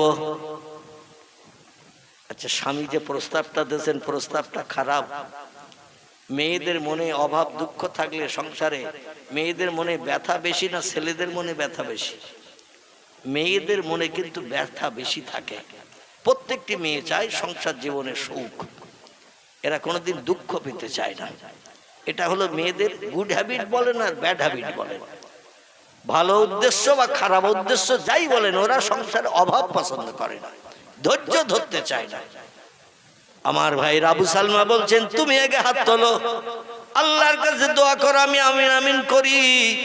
আল্লাহ যাতে তোমার দোয়াটা কবুল করে নিয়ে নেয়। ও প্রাণের বিবি, তোমার চাওয়া শেষ হয়ে গেলে যদি আমার মনের খবর সব তোমার দোয়ার ভিতরে না হয়, তাহলে আমি হাত তুলবো, তুমি হাত তুলে একটু আমিন আমিন করিও। তবে লম্বা দোয়া আমার করার দরকার হবে না, তুমি তোমার জীবনের সব সুখ শান্তির কথা বলো। স্ত্রী বলছেন, আল্লাহ কোরআনে জানিয়ে দিয়েছেন, আর রিজালু কাওয়ামুন আলান নিসা। ও দুনিয়ার মেয়েরা, স্বামীদেরকে তোমাদের হাকিম বানানো হয়েছে। হাকিমের উপরে যেন হুকুম জারি করবে না, হাকিমের কথার অমান্যতা যেন করবে না। আমি নারীদেরকে চাকর বানিয়েছি স্বামীর কাছে, স্বামীদেরকে আমি মালিক বানিয়েছি। এজন্য স্বামীর উপরে যেন হুকুম জারি করবে না, কোন নির্দেশ দেবে না। স্বামী যেটা বলবে সেটা মেনে নেবে। জোরে বলুন একটু সুবহানাল্লাহ। হযরত উম্মে সালমা আবু সালমাকে বলছেন, আল্লাহ কোরআন নির্দেশ দিয়েছেন, এই জন্য আমি হাত তুলতে পারবো না। আপনি আগে হাত তোলেন, দোয়া করেন। স্বামীর অধিকার আগে দিতে হবে। আপনার চাওয়া হয়ে গেলে, আমার মনের শখ যদি বলতে কিছু বাকি থাকে, আমি শেষ বেলা বলবো, অন্যথা আমি আগে হাত তুলে আপনার মনের দোয়া কেড়ে নিতে চাই না। আপনি আগে হাত তুলুন। স্বামী স্ত্রী দুইজনে তর্ক বিতর্ক চলছেন ভোর রাতে। এ বলে তুমি আগে হাত তোলো, ও বলে তুমি আগে হাত তোলো। এইভাবে কথাবার্তা বাকবিতণ্ডা চলছে। আবু সালমা বলে, প্রাণের স্বামী রে, এইভাবে যদি কথাবার্তা বিনিময় চলে, আমার কথা তুমি না শোনো, তোমার কথা আমি না শুনি, ভোর হয়ে গেলে, সূর্য উঠে গেলে দোয়া দাবি আর কিছুই করা হবে না। আল্লাহর দরবারে সারা রাতের পরিশ্রমের কোনো মূল্য পাওয়া যাবে না। এই জন্য আমি স্বামী হিসাবে বলছি, এ আমার বিবি, আমি তোমার বেশি ভালোবাসি, মহব্বত করি, প্রেম করি, আর তোমার জীবনের সুখ শান্তি আমার থেকে অনেক বেশি। এই জন্য তুমি আগে হাত তোলো। আমি স্বামী বলছি, স্বামীর হুকুমের খেলাপ করিও না। আল্লাহ কোরআনে খেলাপ করতে নিষেধ করে দিয়েছেন। স্ত্রী বললেন, ইচ্ছা নাই, কিন্তু আল্লাহর কোরআনের নির্দেশ তো অমান্য করা যাবে না, স্বামীর হুকুমকে মানতেই হবে। এই জন্য আমি হাত তুলছি, আপনি আমার সঙ্গে একটু হাত তুলে, আমি যখন কোনো দাবির কথা আল্লাহর কাছে করব, আপনি একটু আল্লাহুম্মা আমিন বলবেন। স্ত্রী হাত তুলেছেন, দোয়া করছেন, আয় আল্লাহ, আমি সারা রাত ইবাদত করেছি পবিত্র লাইলাতুল বরাতের রাত উপলক্ষ করে, শবে বরাতের রাত উপলক্ষ করে, ইজ্জতপূর্ণ রাত উপলক্ষ করে নফল নামাজ পড়তে পড়তে ভোর হয়ে গেছে, পাখি ডাকছে ঘরের মাথার উপর দিয়ে যাচ্ছে, শুনতে পাচ্ছি। ফর্সা হয়ে গেছে পৃথিবী, কিছু আলো হালকা হালকা দেখা যাচ্ছে, একটু বাদেই সূর্যোদয় হয়ে যাবে। আল্লাহ তোমার কাছে হাত তুলে দোয়া চাই, আমার স্বামীর মরণটা আমার আগে করিও। জোরে বলা যাবে না একটু সুবহানাল্লাহ? আর একটু জোরে হবে না? নারায়ে তাকবীর। আর আমাদের মেয়েরা যখন নামাজ পড়ে, নামাজ পড়ে হাত তুলে কি দোয়া করে, আল্লাহ খোকার বাপের হায়াতে বাঁচিয়ে রেখো, আমার মরণটা আগে করিও। এ ঠিক বললাম না ভুল বললাম? অধিকাংশ মেয়েরা চায় স্বামী বেঁচে থাক, আমি আগে মারা যাই। কিন্তু হযরতে উম্মে সালমা বলছেন, আল্লাহ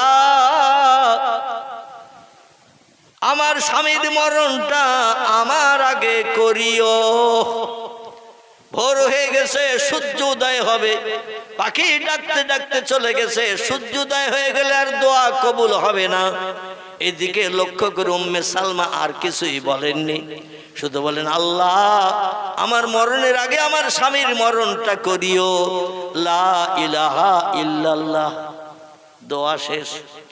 আর আমরা বলি, আল্লাহ সপ্তাহে 3 দিন যেন ইলিশ মাছ তালপুকুরের বাজার থেকে স্বামী আনতে পারে, ভালো মন্দ বাজার করতে পারে, ঈদুল ফিতরে ঈদের সময় যেন সাউথ ইন্ডিয়ান বেনারসি শাড়ি একটা এনে দেয়।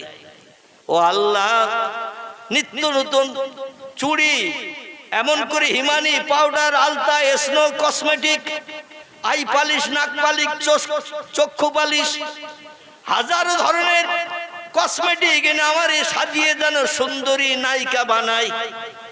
আয় আল্লাহ, 2 দিন না খাই না খাবো, 3 দিন হাড়ি ওঠেন না, ওঠে না উঠুক, আল্লাহ আমার যেন সাজিয়ে গুছিয়ে সুন্দরী যুবতী নারী বানিয়ে রাখে। আমার সঙ্গে প্রেম মহব্বত ভালোবাসা যেন গাঢ়তর থাকে, সংসারে কোনোদিন ঝগড়া ঝাঁটি অশান্তি না হয়। মেয়েরা এসব দোয়া করে না, করে না। স্বামী স্ত্রী সংসার জীবনে সুখ পাবে, এই জন্য কত কিছু দাবি করবে, দোয়া করতে করতে 2-10 মিনিটেও দোয়া শেষ হবে না। উম্মে সালমা শুধু বলেন, আল্লাহ আমার মরণের আগে আমার স্বামীর মরণটা করিও। আমার ইবাদত, আমার নামাজ, আমার তাসবিহ, আমার কোরআন তেলাওয়াত যদি আপনার দরবারে কবুল হয়, তার প্রতিদান যদি দিতে চান, আমার দোয়াটা কবুল করে নেন।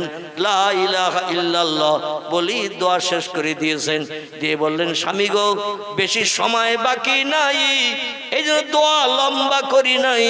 এবার আপনার চাওয়া পাওয়া কি আছে আমি জানি না, আপনার কথাগুলো যদি আমি বলে বসি, আপনার আর দোয়ার ভিতরে কথা উঠবে না। আপনার জবানের কণ্ঠের আওয়াজ আল্লাহ শুনুক, এই জন্য আমার দোয়া তাড়াতাড়ি শেষ করে দিলাম। এবার আপনার চাওয়া পাওয়া কি, লম্বা টাইম ধরে আপনি বলুন, আর আমি হাত তুলে আমিন আমিন করব। কারণ আমার দোয়ার সময় আপনি আল্লাহুম্মা আমিন, আল্লাহুম্মা আমিন বলেছেন, আর আমি বলবো না তা তো হতে পারে না। হুন্না লিবাসুল লাকুম ওয়া আনতুম লিবাসুল লাহুন্না। আল্লাহ বলছেন, নারীর গায়ের পোশাক হলো পুরুষ, পুরুষের গায়ের পোশাক হলো নারী। একে অপরকে অর্ধাঙ্গী করে বানিয়েছি, অর্ধ অর্ধ করে বানিয়েছি। একটা নারী ছাড়া একটা পুরুষের জীবনের 1 পয়সার দাম নাই, আর একটা পুরুষ একটা নারীর জীবনের 1 পয়সা মূল্য নাই। অর্ধাংশ করে পাঠিয়েছি, হাফ হাফ করে পাঠিয়েছি, এই জন্য আপনার দোয়া হবে না, আমি ওটা চাই না। আপনি এবার দোয়া করুন, আমি হাত তুলে আমিন আমিন করি। হযরত আবু সালমা বলছেন, আল্লাহ এত কিছু চাওয়ার থাকতে আমার স্ত্রী হাত তুললো, আর আমিও বাধ্য হয়ে কথা দিয়েছিলাম তাই হাত তুলে আল্লাহুম্মা আমিন বলেছি। তবে কোন স্বামীর মরণের কথা যদি স্ত্রী বলে, স্বামী কোনোদিন আল্লাহুম্মা আমিন বলবে না। মানে আমার মরণ হোক, আল্লাহ কবুল করো, এটা কোনোদিন কোন স্বামী কি চাইবে? কথা বলেন, কোন স্বামী চাইবে না। দুনিয়ায় সবাই চায় বেঁচে থাকতে, মরণ কেউ চায় না। আর তার মরণের কথা বলছে, আর ও কি বলবে? আল্লাহ কবুল করো, আল্লাহ কবুল করে না, এটা কি বলবে নাকি? আবু সালমা বলে, আল্লাহ কি দোয়া আমি আর আপনার কাছে চাইবো আমার মরণ যদি হয়ে যায় তাহলে লম্বা দোয়া চেয়ে তো কোনো লাভ নাই। আছে মরণ যদি হয়ে যায় তাহলে লম্বা দোয়া চেয়ে সুখ শান্তির কথা জানিয়ে কোনো লাভ আছে? কোনো লাভ নাই। ও আল্লাহ, তবে ওয়াদা করেছিলাম ওর দোয়ার সময় আমিন আমিন বলবো, আবার ও ওয়াদা করেছে আমার দোয়ার সময় আল্লাহুম্মা আমিন বলবে। আল্লাহ স্বামীর দোয়া কবুল করো। এখনো হাত তুলবে কিনা জানি না, তবে আল্লাহ আমার মরণের দোয়া যখন করেছে, দুনিয়ার সুখ শান্তির চিন্তা ভাবনা দাবি করলে তো আল্লাহ দাবি কবুল হবে না। স্ত্রীর দোয়া যদি পবিত্র রাত্রে আপনি কবুল করেন, তাহলে আমি একটা দোয়া আপনার কাছে চাইছি, আমার যখন মরণ হয়ে যাবে স্ত্রীর দোয়া কবুল করলে আমার মরণ অবশ্যই হবে।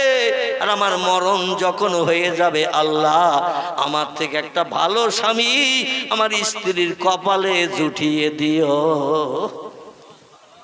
একটু জোরে বলা যাবে না? আচ্ছা, এই পৃথিবীর কোন স্বামী স্ত্রীর আর একটা ভালো স্বামী জুটুক বলবে? বলবে না। কিন্তু স্বামী বলছেন, আল্লাহ স্ত্রীর দোয়া যদি কবুল হয় আপনার দরবারে নবীজির কথা মোতাবেক এই পবিত্র রাত্রে আমার মরণ যদি হয়, মরণ হয়ে গেলে স্ত্রীর আবার নতুন বিয়ে করার সুযোগ পাবে। স্বামী বেঁচে থাকতে কোন স্ত্রী নতুন বিয়ে করতে পারবে? শরীয়তের বিধান নাই। তবে স্বামী মারা গেলে 4 মাস 10 দিন ওকে ধৈর্য ধরে থাকতে হবে। কদিন? 4 মাস 10 দিন। কোন স্বামী সংসারে স্ত্রীর সঙ্গে অশান্তি হলে স্ত্রীকে যদি তালাক দেয়, এই তালাক দেওয়া স্ত্রীকে 3 মাস 10 দিন পরে আবার বিয়ে দেওয়া যায়। কদিন পর? 3 মাস 10 দিন পরে আবার বিয়ে দেওয়া যায়। কিন্তু স্বামী যদি মারা যায়, শরীয়তের বিধান আবার একটু বাড়তি সময় ধৈর্য ধরে সবর করে থাকতে হয়। সেটা হলো 4 মাস। 4 মাস অতিবাহিত হয়ে গেলে আমার স্ত্রী নতুন বিয়ে করার সুযোগ পেয়ে যাবে। গো আল্লাহ, তো আমার চেহারা দেখতে ভালো না, নতুন স্বামী যেটা ওর কপালে জুটবে। কারণ যৌবনাক্ত মদিনার কয়েকটা সুন্দরী নারীর ভিতরে আমার স্ত্রীও ওই নম্বরে পড়ে। মদিনায় যত সুন্দরী নারী আছে, ওই সুন্দরী নারীর ভিতরে আমার বিবির নামটাও আছে।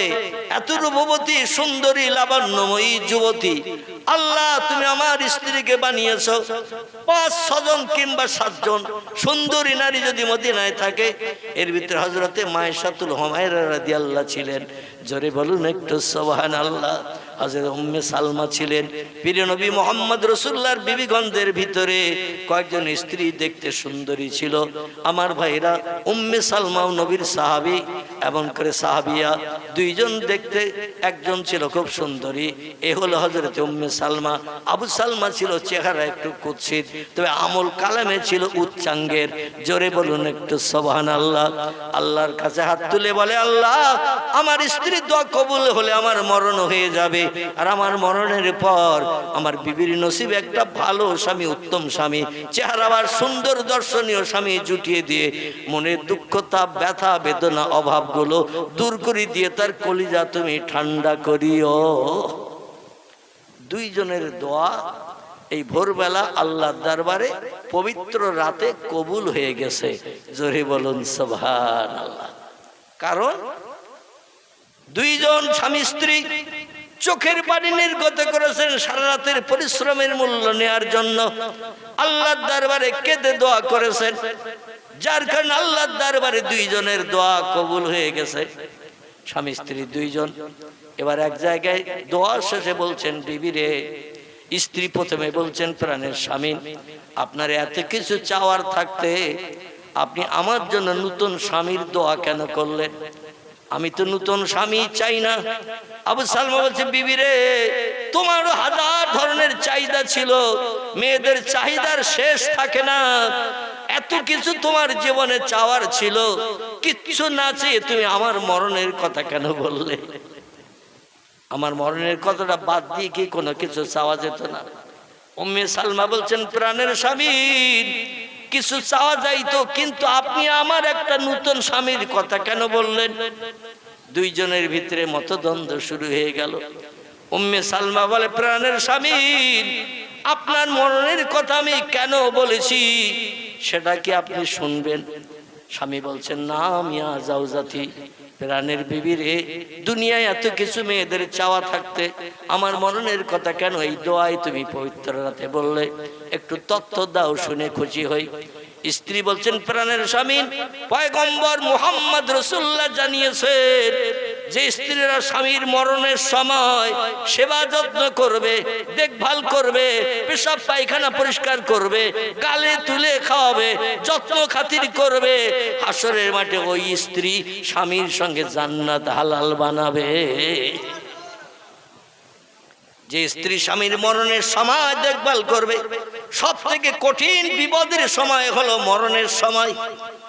মরণের কষ্ট, মরণের জাকান্দানি, অসুস্থ অবস্থায় ঘর ভিড় হয়ে যায়, বয়স প্রাপ্ত হয়ে যায়, বয়স্ক হয়ে যায়, চলতে পারে না, উঠতে পারে না, ফিরতে পারে না, বিছান কাতায় পায়খানা পর্যন্ত করে বসে।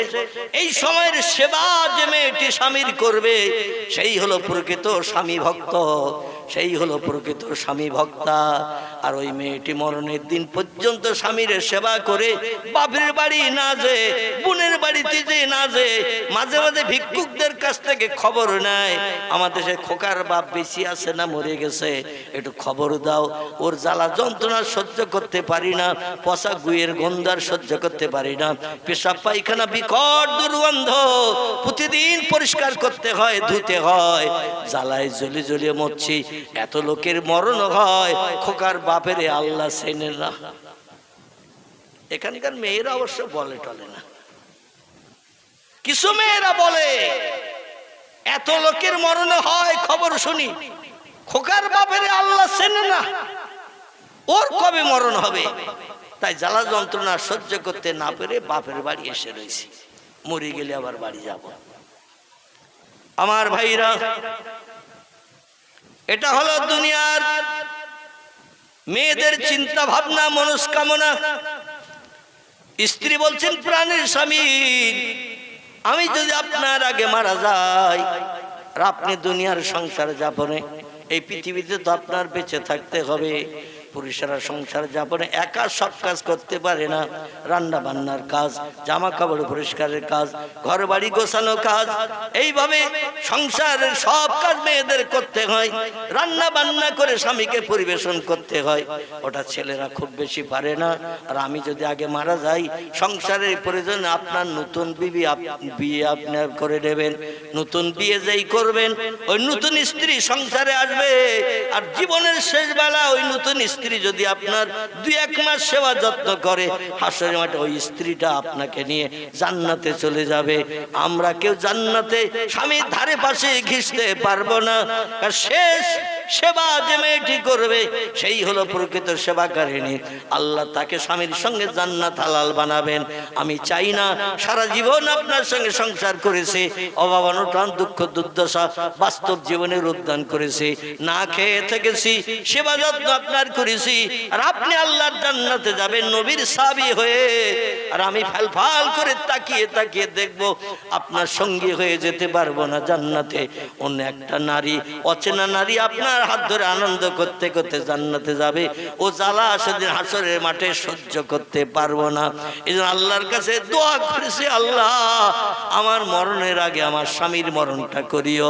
আপনার যদি মরণ হয়ে যায়, যতদিন আল্লাহ আমার হায়াতে বাঁচিয়ে রাখবেন, আমি আর দ্বিতীয় বিয়ে করব না। জোরে বলুন একটু সুবহানাল্লাহ। বর্তমান যুগে স্বামী মারা গেলে শতকরা কত পার্সেন্ট মেয়েরা ধৈর্য ধরে স্বামীর ঘরে থাকে? কত পার্সেন্ট? আমার মনে হয় 2%-এর বেশি বললে বোধহয় ভুল হবে। স্বামী মারা গেছে, মেয়েরা দেখবেন আবার নতুন করে হাত বাড়ানোর চিন্তা ভাবনা করে না। কতদিন ধৈর্য ধরে সহ্য করে এই সংসারে কাল কাটাবো। মেয়েরা সুখ চায়, দুঃখ চায় না।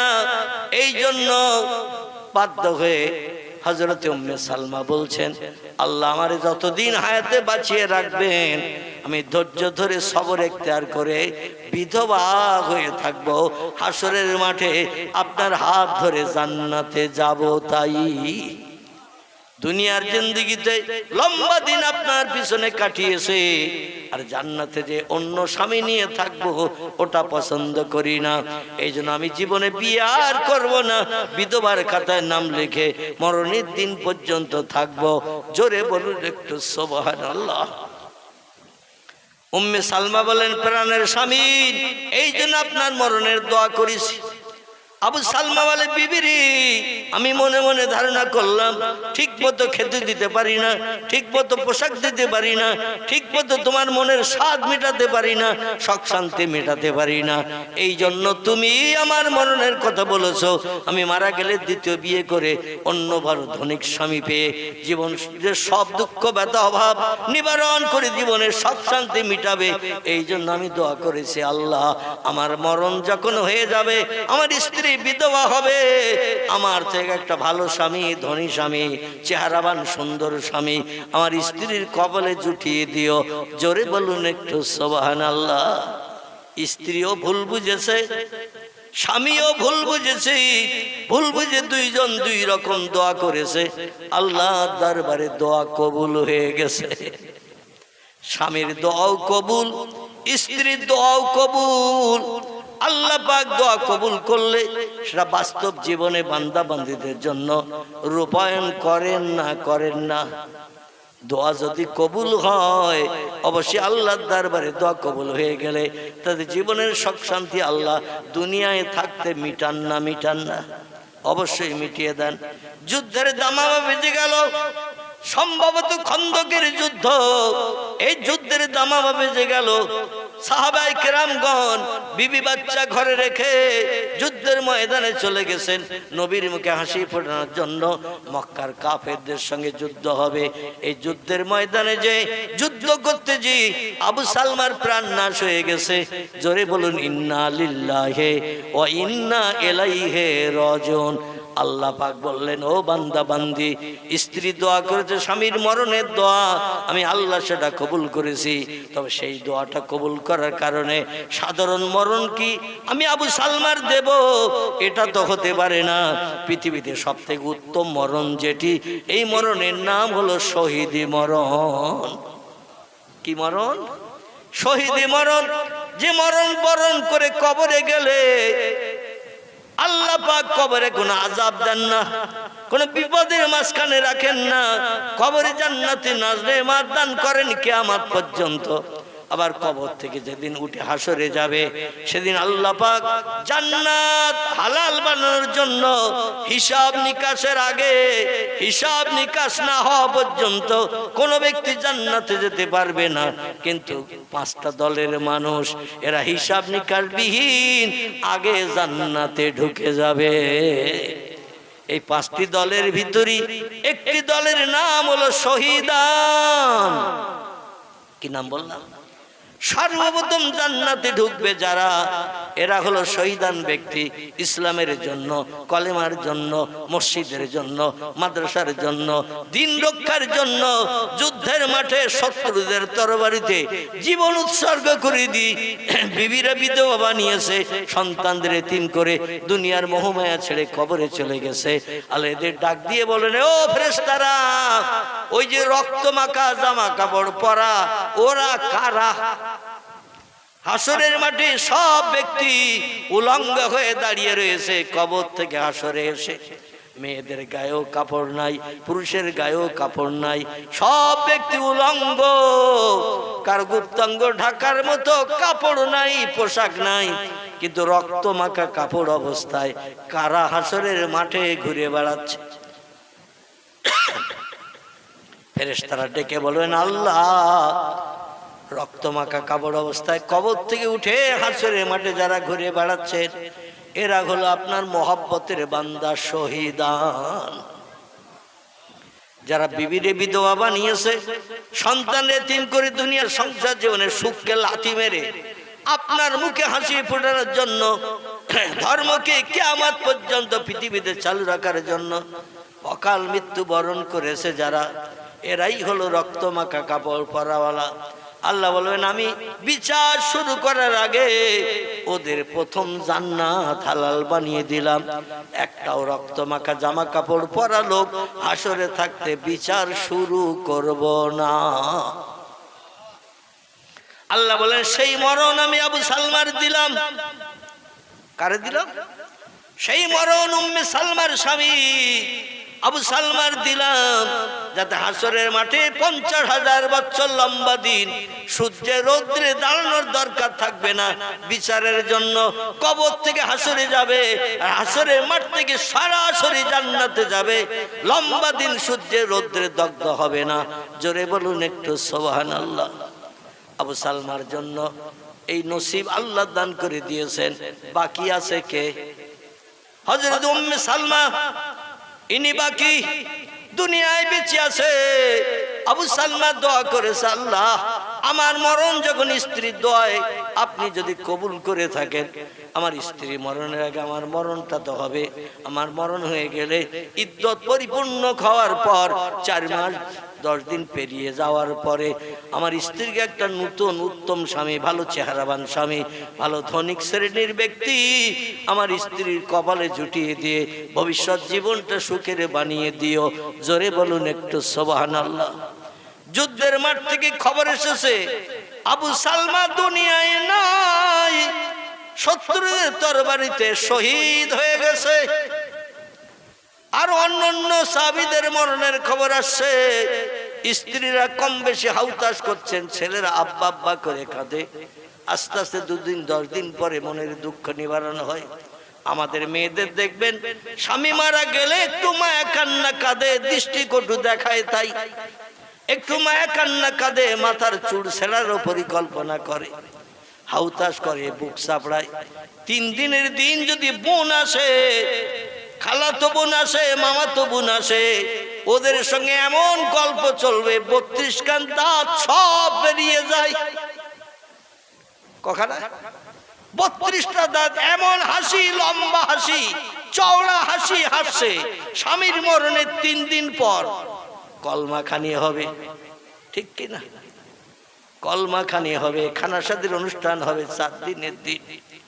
এখন আত্মীয় স্বজন আমন্ত্রিত, মনের বান্ধবী এসেছে, তার সঙ্গে এমন মনের গল্প চলছে। স্বামী মারা গেছে, 1 শস্য দানা পরিমাণ খেয়াল নাই। হাসি আর হাসি, আনন্দ আর আনন্দ, ফুর্তি আর ফুর্তি চলছে।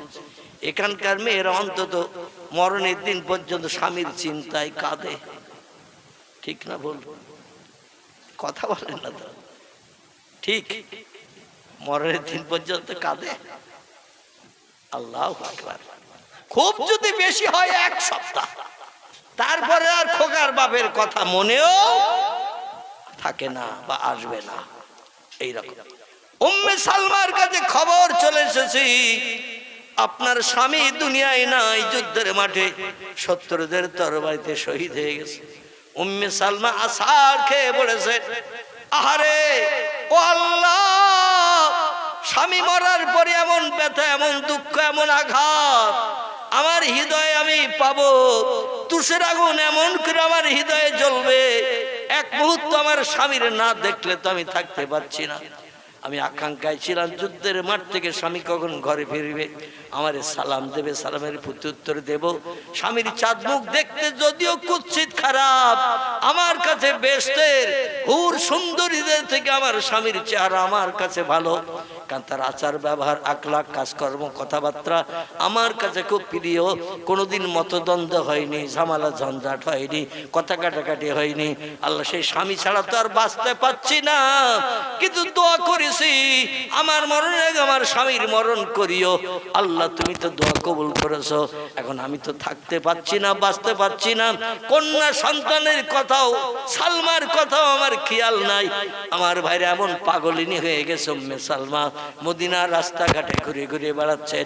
আর মাঝে মাঝে পাগলেরা যেমন কথাবার্তা বলে, নিজে নিজে কথা বলে, কে শুনলো না শুনলো, পাগলেরা যেমন দেখে না, উম্মে সালমা মাঝে মাঝে বলছে, ইয়া জাউজি আবু সালমা আইনা তাযহাব, কোথায় গেছো তুমি প্রাণের স্বামী, একটু পরিচয় দাও, সেখানে যে তোমার চেহারা দেখে কলিজার তুষের আগুন নিবারণ করি। জোরে বলুন একটু সুবহানাল্লাহ। পূর্ণ পাগল মার্কা হয়ে গেছেন স্ত্রী। স্বামীর মরণের কারণে রাস্তাঘাটে পথে পাগলের মতো বেড়াচ্ছে। মেয়েদের চরিত্র হলো পর্দা পুশিদায় থাকা, কিন্তু পাগল মার্কা হওয়ার কারণে রাস্তায় বেরিয়ে পড়েছে। রাস্তায় গাছতলায় ঘুমায়, যখন ঘুম লাগে ঘুমায়, রাস্তায় গাছতলায় ঘুম থেকে উঠে মদিনার রাস্তায় ঘুরে ঘুরে বেড়ায়।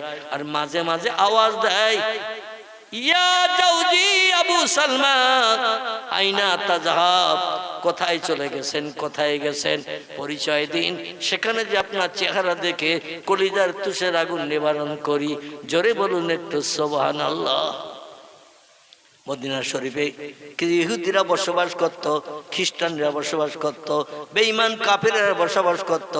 ওরা এই উম্মে সালমার দৃশ্য দেখে রাস্তাঘাটে পথে স্বামীর নামের আওয়াজ তুলে তুলে চিল্লায়, ও মদিনার পথের লোকজন, আমার স্বামী কোথায় আছে একটু বলতে পারো, আমার স্বামীর সঙ্গে সাক্ষাৎ করে জীবনের দুঃখ নিবারণ করি। মদিনার ইহুদিরা, খ্রিস্টানেরা, কাফেরেরা উম্মে সালমার এই পরিবেশ অবস্থা দেখে আল্লাহ নবীর নামে বদনাম দিতে শুরু করে দিল। মোহাম্মদ কেমন একজন নিকৃষ্ট মানুষ, খারাপ মানুষ। মোহাম্মদ নিজে সুস্থ হয়ে বেঁচে আছে, আর একজন গরিব দুঃখী নারীকে বিধবা নিয়ে তার হৃদয়ে তুষের আগুন জ্বালিয়েছে। পাগল মার্কা হয়ে গেছে, রাস্তাঘাটে পথে ঘুরে বেড়ায়, খায় না, যখন ঘুম আসে ঘুমায়, সেখানেই ঘুম থেকে ঠেলে ওঠে আর চিল্লি চিল্লি আবু সালমা বলে বলে ডাকে। মুহাম্মদ কত নিষ্ঠুর, কত খারাপ মানুষ।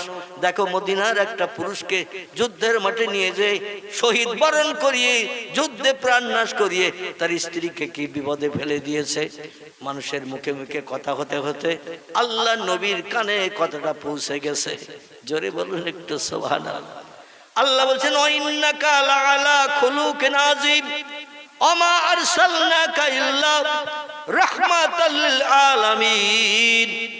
ও পৃথিবীর মানুষ, তোমরা শোনো, আমার পয়গম্বর মুহাম্মদ রাসূলুল্লাহকে দুঃখের দুঃখ মোচনের জন্য, অভাবীর অভাব দূর করার জন্য, ক্ষুধার্তের ক্ষুধা নিবৃত্তির জন্য, ক্রন্দনরত ব্যক্তির চোখের পানি মোচনের জন্য দয়ার সাগর, করুণার আধার করে বিশ্ব মাঝের আমি পাঠিয়েছি। এমন কোনো দুঃখী নাই, মুহাম্মদের কাছে আসলে দুঃখ নিয়ে ফিরে যায়, কোনো অভাবী নাই, অভাব নিয়ে ফিরে চলে যাবে। মুহাম্মদ সকলের সমস্যার সমাধান করে মুখে হাসি ফুটিয়ে বাড়ি পাঠাবেন। এই জন্য তার নামের পাশে সার্টিফিকেট দিয়েছি রাহমাতাল লিল আলামিন। জোরে বলুন একটু সুবহানাল্লাহ। বিশ্বনবী ডেকে বললেন, উম্মে সালমা পাগলিনী হয়ে গেছে, সেই খোদার কসম আরো অনেক সাহাবী মারা গেছে, তাদের বিবিরা 2 দিন 10 দিন ক্রন্দন করে বুকে পাথর বেঁধে সান্ত্বনা নিয়ে বাচ্চা কাচ্চা নিয়ে সংসার পরিচালনা করছেন। কিন্তু উম্মে সালমাকে দেখছে আলাদা ব্যাপার, ও তো ঘর বাড়ি ছেড়ে দিয়েছে, কন্যা সন্তানের খবর রাখে না, কোথায় আছে আমার মেয়েটা সালমা, কোথায় আছে তাও খবর রাখে না। স্বামীর প্রেমে এত মশগুল ছিল, পাগল হয়ে যে রাস্তাঘাটে ঘুরে বেড়ায়, বিধর্মীরা আমার নামে বদনাম দেয়। ওই লোকটার যুদ্ধের মাঠে না গিয়ে নিয়ে গেলে ওর বিবিটার এই রকম অবস্থা হতো না। আমি চাই উম্মে সালমার মুখে হাসি ফুটাতে। এ আমার সাহাবীরা, তোমাদের ভিতরে সব থেকে আমলে বেশি কে? সাহাবীরা বলে, ইয়া রাসূলুল্লাহ, আপনার সাহাবীদের ভিতরে সব থেকে আমলে বেশি হলো আবু বকর সিদ্দিক। নবী বললেন, আবু বকর, ওই আমার সাহাবিয়া দুঃখী নারী, স্বামী হারা বিধবা। উম্মে সালমা পাগল হয়ে গেছে স্বামী হারা হওয়ার কারণে। তুমি যে বিয়ের প্রস্তাব দাও, উম্মে সালমাকে বিবি বানিয়ে নাও, জীবনের দুঃখ দুর্দশা নিবারণ করো, শরীয়তের আইন মোতাবেক উম্মে সালমার মনের তুষের আগুন নিবারণ হয়ে যাক। আবু বকর, তুমি যে বিয়ের প্রস্তাব দাও। আবু বকর বিশ্ব নবীর কথা শুনে বিয়ের ইচ্ছা ছিল না, কিন্তু নবী বলেছেন নবীর কথা তো অ্যাভয়েড করা যাবে না। এই জন্য আবু বকর সিদ্দিক প্রস্তাব নিয়ে চলেছেন উম্মে সালমাকে পেতে। বাড়ি এসে পেলেন না, বলে উম্মে সালমা কোথায় আছে একটু বলো। ও সবাই বলল পারলো উনি রাস্তাঘাটে ঘুরে বেড়ান, গাছতলায় ঘুমান, গাছতলায় ঘুম থেকে ওঠে, খাওয়া দাওয়ারও চিন্তা ভাবনা নাই, কতদিন অনাহারা থাকে তাও আমরা জানি না, পিপাসার পানিও পান করে না, পাগল হয়ে বেড়াচ্ছে। আর আবু সালমা বলে বলে ডাকতে শুরু করেছে। বলে তাহলে কোথায় পাওয়া যাবে তারে? বলে মদিনার এই রাস্তায় খোঁজ করে, এইদিকে বেশি বেশি করে। আবু বকর সিদ্দিক খুঁজতে খুঁজতে উম্মে সালমারে পাগলে নিলে রাস্তার উপরে পেয়ে গেছে। বলেন কুম ইয়া আইয়ুহান নিসা, এ মদিনার সাহাবিয়া নারী, বিশ্ব নবীর উম্মতি, একটু দাঁড়াও। উম্মে সালমা বলছে মা নান্তা মা ইসমুকা, কে আপনি আপনার পরিচয় দিল। বলে আনা বেকারিনেন, আপনি কি আমাকে চেনেন না, আমার কি জানেন না? বলছে আমি আমার স্বামীর চেহারা দেখার জন্য পাগল হয়ে আছি, কোন মানুষকে আমি এখন আর চিনি না, বুঝি না, আমার স্বামী কখন সামনে আসবে তারে দেখবো, কলিজার তুষের আগুন নিবারণ করব। মা নাম থাকে, আপনি আপনার পরিচয় দিন। উনি বললেন আমি পয়গম্বরের প্রিয় সাহাবী, আমি হলাম আবু বকর ইবনে আবু কুহাফা। জোরে বলুন একটু সুবহানাল্লাহ। বলে আপনি কি জন্য এসেছেন, কি প্রয়োজনে আমার কাছে এসেছেন? বলছেন পয়গম্বর মুহাম্মদ রাসূলুল্লাহ পাঠিয়ে দিয়েছেন আপনাকে বিয়ে করে আমার স্ত্রী বানাতে, জীবনের সব দুঃখ দুর্দশা নিবারণ করতে, স্বামীর অভাব দূর করতে আল্লাহর পয়গম্বর পাঠিয়েছেন। যতদিন হায়াতে বাঁচবেন আপনাকে স্ত্রী হিসাবে সব দুঃখ ব্যথা নিবারণ করার দায়িত্ব আমি নিলাম। আমি নিজে না খেয়েও আপনাকে খাইয়ে রাখবো নবীজির কথা মোতাবেক। জোরে বলুন সুবহানাল্লাহ। উম্মে সালমা বললেন বিয়ের চিন্তা ভাবনা আমার মগজে নাই, যদি আমার উপকার করেন আমার স্বামী কোথায় আছে একটু খবর দেন। আবু বকর বললেন পাগলিনী মেয়েকে তো বোঝানো যাবে না, এ তো বিয়ের পিড়ি তার বসতে চায় না, এখন এর স্বামী কোথায় খোঁজ খবর চাইছে। আমি সারা জীবন যদি চেষ্টা করি তার স্বামীর খবর বলতে পারবো না, কেন স্বামী তো কবরস্থ হয়ে গেছে। জোরে বলুন একটু সুবহানাল্লাহ। আবু বকর বিফল মনোরথে ফিরে চলে গেল, প্রস্তাব প্রত্যাখ্যান করলেন উম্মে সালমা। নবীর কাছে গেলেন, নবী বলছেন এ আবু বকর খবর কি, মা ফালতা কি কাজ করেছো, কি খবর নিয়ে এসেছো বলো। আবু বকর বলছে ইয়া রাসূলুল্লাহ আপনার কথা মোতাবেক প্রস্তাব দিলাম, কিন্তু মেয়েটা এমন পাগলিনী, পাগল হয়ে গেছে, দুনিয়ার কোনো পুরুষকে পর্যন্ত চেনে না, আর বিয়ের চিন্তা ভাবনা তার মগজে নাই, সম্মতি না থাকলে তো বিয়ে হয় না, ওর বিয়ের কোনো চিন্তা ভাবনা নাই, বরং উল্টে প্রস্তাব রাখলো আমার স্বামীর খবর যদি বলে দিতে পারো কোথায় আছে আমি বড় খুশি হব, আমার স্বামীর খবরটা বলো।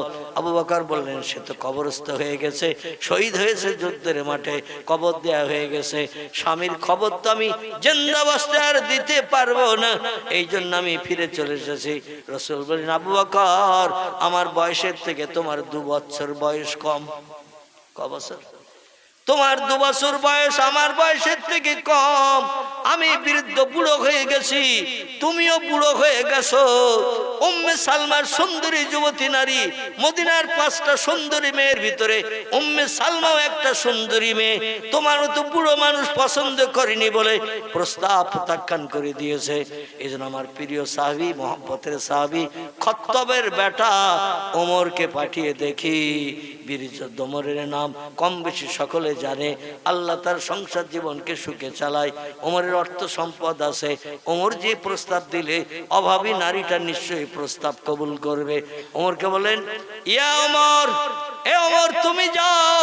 হযরত ওমর রাদিয়াল্লাহু চলে আসলেন, খুঁজে খুঁজে রাস্তায় উম্মে সালমারে পেলেন, বাড়ি ঘরে আর থাকেন না, সালাম দিলেন, সালামের প্রত্যুত্তর উম্মে সালমা দিলেন, দিয়ে বললেন মান আনতা মা ইসমুকা, কে আপনি, আপনার পরিচয় কি? উনি বলেন আনা ওমর বিন খাত্তাব, আমি খাত্তাবের বেটা ওমর। বলছে কি খবর, কি জন্য এসেছেন? বলে আল্লাহর পয়গম্বর পাঠিয়ে দিয়েছেন জীবনের দুঃখ দুর্দশা অভাব নিবারণের জন্য আপনাকে আমি বিয়ের প্রস্তাব নিয়ে এসেছি, জীবনের সব সমস্যার সমাধান মরণের দিন পর্যন্ত আমি দায়িত্ব নিলাম করব, আপনার কোনো অভাব রাখবো না, আমার প্রস্তাবে রাজি হয়ে যান, বিয়ের পিড়িতে বসতে রাজি হয়ে যান। হযরতে উম্মে সালমা বললেন এ ওমর নবীর প্রিয় সাহাবী, আমি বিয়ে আর করব না বলেই আল্লাহর কাছে পবিত্র রাত্রে দোয়া করেছিলাম, আল্লাহ আমার দোয়া কবুল করেছেন, স্বামীর মরণ যুদ্ধের মাঠে শহীদ মরণ করিয়েছেন, প্রস্তাব যেভাবে এনেছো নিয়ে ফিরে চলে যাও, এ প্রস্তাব এনে কোনো কাজ হবে না। ওমর চলে গেল, প্রিয় নবীর কাছে খবর দিল। আল্লাহ নবী বলেন, আমার দুই কন্যার স্বামী জিন্নুরাইন ওসমান গনি, মদিনার সব ধনীদের থেকে বড় ধনী যিনি, তিনি হলেন ওসমান বিন আফফান।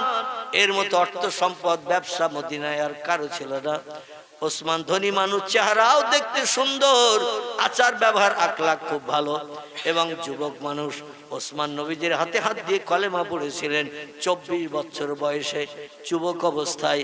জোরে বলুন একটু সুবহানাল্লাহ। ওসমানকে বলেন, ওসমান তুমি যাও, তুমি মদিনার ধনী ব্যক্তি, অর্থের অভাব নাই, মেয়েরা অর্থওয়ালা মানুষকে বেশি পছন্দ করে, ভবিষ্যৎ জীবনের সুখের আশায় তুমি প্রস্তাব দিলে নিশ্চয়ই ফেরত পাঠাবে না। ওসমান গনি যে প্রস্তাব দিলেন, হযরত উম্মে সালমা পূর্বে যে তথ্য দিয়েছিলেন ওসমানের কাছে একই তথ্য, আমি বিয়ে জীবন আর করব না বলে আল্লাহর কাছে ইবাদত বন্দেগী করে দোয়া চেয়েছিলাম, আল্লাহ আমার দোয়া কবুল করেছেন, আমার বিয়ের প্রস্তাব নিয়ে শোনা কাজ হবে না। জোরে বলুন একটু সুবহানাল্লাহ। ওসমান ফিরে গেল। আল্লাহ নবী বলেন, আলী জান্নাতের সর্দারিনী নারী যিনি, বিশ্ব সুন্দরী ফাতেমাকে তোমার সঙ্গে বিয়ে দিয়েছে, ও আলী প্রয়োজন নাই আমার ফাতেমার আর একটা সঙ্গী হয়ে আসুক, যা আসুক। মেয়েরা সব জিনিসের ভাগ সবাইকে দিতে চায়, একটি জিনিসের ভাগ কাউকে দিতে চায় না, সেটা হলো স্বামীর ভাগ। ঠিক বললাম না ভুল বললাম? স্বামীর ভাগ কাউকে দিতে চায় না, স্বামীকে নিয়ে একাই থাকতে চায় ঘরে। অন্য একটা নারী ওই ঘরে থাক, কোনো মেয়েকে পছন্দ করবে?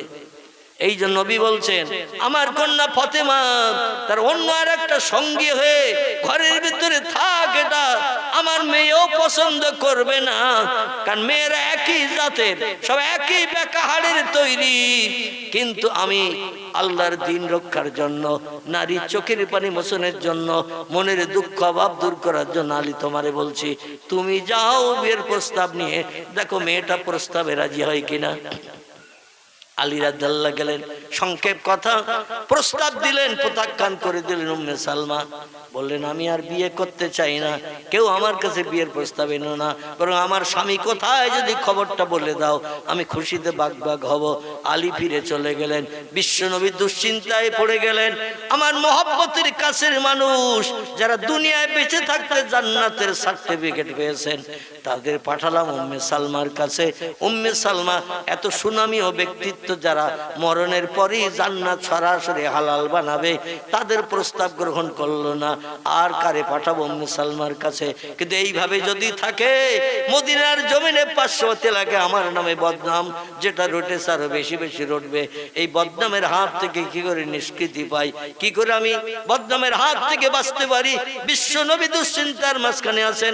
আল্লাহ বলি, যাবিয়া জিবরিল ইলা রাসূলিহি, ও আমার ফেরেশতা জিবরিল রে, আমার পয়গম্বরের কাছে যাও। পয়গম্বর রাতের বেলা ঘুমায় না, বিশ্রাম করে না, দুশ্চিন্তায় আছে। উম্মে সালমার জীবনের দুঃখ কি করে মোচন করা যায়, অভাব কি করে দূর করা যায়। ও জিবরিল, যেদিন রাতের বেলা, পবিত্র রাতে, শবে বরাতের রাতে, লাইলাতুল কদরের রাতে, ঈদুল ফিতর ঈদের রাতে, ঈদুল আজহার ঈদের রাতে, রজব মাসের 1ম তারিখের রাতে যে বান্দা বান্দি ঘুমকে হারাম করে আল্লাহর ইবাদত বন্দেগী করে ভোর হওয়ার আগে দোকানে হাত তুলে দোয়া করে, আল্লাহ তাদের দোয়া বিদ্যুতের মতো কবুল করেন। মদিনার মুসলমানেরা, আমি তো বড় দুশ্চিন্তায় পড়লাম। মেয়েটা এইভাবে সারা জীবন বিধবার খাতায় নাম লিখে থাকবে, আর স্বামীর নাম ধরে ধরে ডাকবে। এমন করুণ স্বরে স্বামীর নাম ধরে ধরে ডাকে, যে কোনো মানুষ আওয়াজ শুনলে তাদের মনটা নরম হয়ে যায়। উম্মে সালমার মতো চোখের পানি ফেলে কাঁদে। মেয়েটা কি চরম বিপদের মাঝখানে পড়েছে, আমার নামে বদনাম রটবে, কোনো সুরাহা করতে পারি না। আল্লাহ বলছেন, সুরাহার ব্যবস্থা আমার হাতে। জিবরিল তাড়াতাড়ি নবীর কাছে যাও, যে প্রস্তাব দাও। আবু সালমার দোয়া আল্লাহ বিদ্যুতের মতো যেমন কবুল করেছে, তার আগে উম্মে সালমার দোয়াও আল্লাহ বিদ্যুতের মতো কবুল করেছে। কবুল করার কারণে উম্মে সালমার দোয়া আল্লাহ কবুল করার কারণে তার মরণ আগে তার স্বামীর মরণটা করিয়েছে। আর আবু সালমা শেষে দোয়া করেছিল, স্ত্রীকে সুযোগ দিয়েছিল আগে দোয়া করার জন্য। আর আবু সালমা দোয়া করে বলে, আল্লাহ স্ত্রীর দোয়া যখন কবুল হয়ে যাবে, আমার মরণটা তো অবশ্যই হবে। আমার মরণের পরে আমার থেকে একটা ভালো স্বামী আমার বিবির কপালে জুটিয়ে দিও। আমি আল্লাহ বিদ্যুতের মতো বান্দা বান্দি দুইজনের চোখের পানি কবুল করেছিলাম। এই জন্য ভালো স্বামী হিসাবে উম্মে সালমা আবু বকরকে পছন্দ করেনি, ওমরকে পছন্দ করেনি, ওসমানকে পছন্দ করেনি, আলী রাদিয়াল্লাহুকেও পছন্দ করেনি। আরো মদিনার যত মহব্বতের সাহাবী, সুন্দর চেহারার মানুষ যে প্রস্তাব দেবে, আমার ভাইরা উম্মে সালমা প্রস্তাব কবুল করবে না। আমি আল্লাহ জানি আবু সালমা যে দোয়া করেছে, আমার থেকে ভালো স্বামী আমার বিবির কপালে জুটিয়ে দিয়ে জীবনের সুখ শান্তি মরণের দিন পর্যন্ত মিটিয়ে দিও। আমি আবু সালমার দোয়া এমন কবুল করেছি, তার থেকে ভালো স্বামী একমাত্র পয়গম্বর মুহাম্মাদুর রাসূলুল্লাহ ছাড়া আর কাউকে আমি পছন্দ করিনি। আর একটু জোরে হবে না? নারায়ে তাকবীর। আচ্ছা, নবীর উপরে আর ভালো স্বামী কেউ আছে? নবীর উপরে ভালো মানুষ কেউ আছে? সেই ব্যক্তিকে আল্লাহ পছন্দ করেছেন স্বামীর দোয়া কবুল করে স্ত্রীর জন্য। তাহলে আমরা স্ত্রীর জন্য কি দোয়া করি? আল্লাহ ও বাপের বাড়ি গেছে, 3 দিনের ভিতরে খবর পাই ওর প্যারালাইজড হয়েছে। ঠিক বললাম না ভুল বললাম? কিছু কিছু স্বামী আছে এত বলি বাপের বাড়ি যা, ও যায় না, কারণ ও মনে মনে চিন্তা করে গেলেই আর একজন হাজির হবে, তাই আমার এই সত্য বাপের বাড়ি যেতে বলে। আর ও পণ করেছে বাপ মা মরিয়ে গেলেও যাব না। ঠিক বললাম না ভুল বললাম? তাই হঠাৎ করে একদিন স্ত্রী বলছে, আমার একটু মন আনচান করছে, বাপটা অসুস্থ, খবর পেলাম টেলিফোনে, তো অন্তত একটু বাপের বাড়ি যাচ্ছি, তোমার মতামত? স্বামীর অনুমতি নিয়ে যেতে হয়। তো স্বামীর বলছে, অনেকদিন যাইনে, তো তুমি একটু অনুমতি দেবে? বলে, তুই 10 মাস আগে বললি, 10 মাস আগে যেতে দিতাম তোর, তুই এত দেরি করে বলছিস? গোসল বাপের বাড়ি যাইয়ে করিস, যে কাপড় পরি আছে ওই কাপড় পরি যা। এখানকার স্বামীরা অবশ্য এরকম বলে টলে না, একটু সেজে গুজে যাওয়ার সুযোগ দেয়। কারণ স্ত্রী যেই যাবে 3 দিনের ভিতরে আর যার সঙ্গে কথাবার্তা ইন্টু বিন্টু হয়ে আছে, রাতের বেলা মোবাইলে রোজ অ্যাকশন হয়, তারে বলে তোমারে ছাড়া আর বাঁচতে পারি না, আমার ঘুম হয় না। ও বলে তোমার বউকে আগে সরাও, তারপরে চিন্তা ভাবনা আমার। আচ্ছা, ও মেয়েটা বলে না এই কথা? ও মেয়েটা বলে আগে বউ সরাও, তারপরে আমি তোমার বাড়ি যাব না যাব চিন্তা ভাবনা করব। আমার ভাই তাই বলছে, আল্লাহ ও যখন আজকের বাপের বাড়ি যাওয়ার জন্য আমার কাছে অনুমতি চেয়েছে, আর আমি বললাম তুই এক্ষুনি যাও, কেন যে গোসল করিস কেন, যে কাপড় পরি আছে ওই কাপড় পরি যা, হয়তো তোর যেতে যেতে বাপ মারা যাবে। আমিও খবর শুনছিলাম পাড়ার একজনের কাছে খুব অসুস্থ, তোর শ্বশুর খুব অসুস্থ। আর যেই স্ত্রী চলে গেছে, আল্লাহর কাছে হাত তুলে বলছে, আল্লাহ 3 দিনের ভিতরে যেন খবর পাই ওর প্যারালাইজড হয়ে গেছে, মানে হাত পা পক্ষঘাত হয়েছে, আর নড়ে না চড়ে না, ও যেন বাড়ি ফিরতে পর্যন্ত না পারে। কারণ ও যদি বাড়ি না ফেরে, নতুন মনের মানুষ আবার বাড়ি এসে অ্যাকশন করবে। ঠিক না ভুল? আবার মাঝে মাঝে অনেক স্ত্রী আছে, এরাও স্বামীর বিরুদ্ধে ওই রকম দোয়া করে। ঠিক বললাম না ভুল বললাম? তবে মেয়েদের দাবিটা আর বলবো না, দোয়াটা বলবো না, মানে মেয়েদের দোয়াটা কি স্বামীর জন্য ওটা বলবো না, ওটা অন্যদিন সময় সুযোগ হলে মাইকে না বলে এমনি খালি মুখে বলবো, মানে ওটা আর বলবো না। মনে কম বেশি আপনারা জানেন মেয়েরা স্বামীর বিরুদ্ধে যখন অশান্তি হয় কি দোয়া করে। মাঝে মধ্যে মেয়েরা বলে, দুপুরে বাস পড়ুক তোর মাথায়, কি খালি মুখে আবার কবে বলবো, সুযোগ হয়তো আর হবে না, তাই আজকে একটু বলেও দিলাম। বলে, দুপুরে বাস তোর মাথায় পড়তে পারে না, এত লোকের পড়ে। আল্লাহ আমাদের সকলকে সবর ইখতিয়ার করার তৌফিক দান করুন। সকলে বলুন আমিন। পয়গম্বর মুহাম্মদ রাসূলুল্লাহর কাছে জিবরিল আমিন এসে যখন খবর দিলেন, জিবরিল আমিন বললেন, ইয়া রাসূলুল্লাহ, আপনি ছাড়া প্রস্তাব কেউ দিলে উম্মে সালমা কবুল করবে না। আল্লাহ স্ত্রীর দোয়া স্বামীর জন্য কবুল করেছেন, আর স্বামীর দোয়া স্ত্রীর জন্য কবুল করেছেন।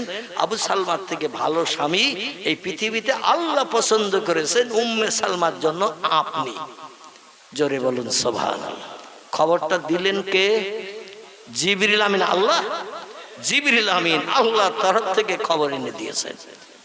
নবী বলছেন, তাহলে আমারই যেতে হবে তার চোখের পানি মোচন করতে। জিবরিল বলেন, নাম ইয়া রাসূলুল্লাহ, কারণ আপনি যে বিয়ের প্রস্তাব না দিলে মেয়েটার চোখের পানি মুছছে না, পাগলিনী কাটতেছে না, আপনার নামে দেশের মানুষ উল্টো পাল্টা বদনাম দিচ্ছে। এই জন্য আপনি যে প্রস্তাব দিন। রাসূল পাক সাল্লাল্লাহু আলাইহি সাল্লাম নিজের বাসভূমি ছেড়ে চলে আসলেন উম্মে সালমার খোঁজে মদিনায়।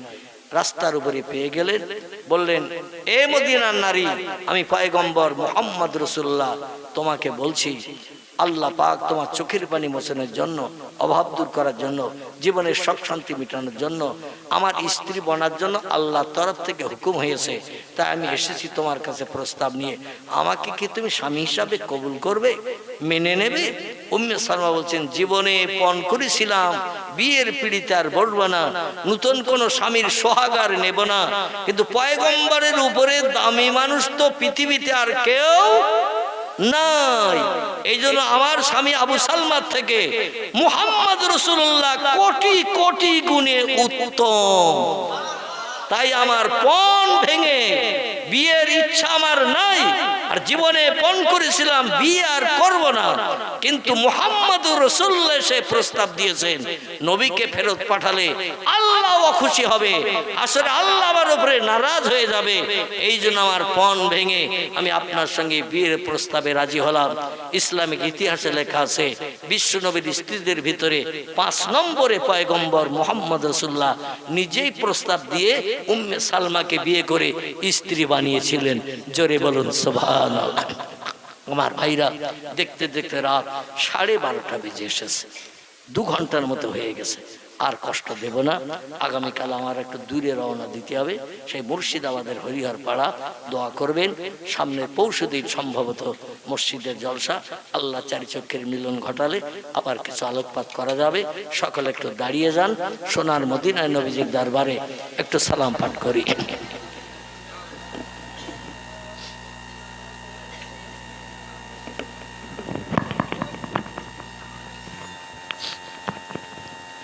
طلع البدر علينا من ثنيات البداء وجب الشكر علينا ما دعا لله داعي يا نبي سلام या रसूल सलाम या हबीब सलाम सलावतुल्लाह। नबीजीर अब्बा अब्दुल्लाह रसूलुल्लाह अम्मा आमीना हबीबिर दुदमा হালিমা দয়ার নবীর রওজা মদিনা ইয়া নবী সালাম ইয়া রাসূল সালাম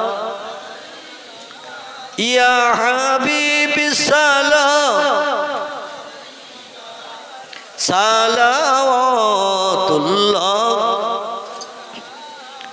নবী না হয়ে দুনিয়ায় না হয়ে ফেরেশতা ও খোদার হয়েছি উম্মত আপনার, তার তরে সালাম লাখো বার ইয়া নবী সালাম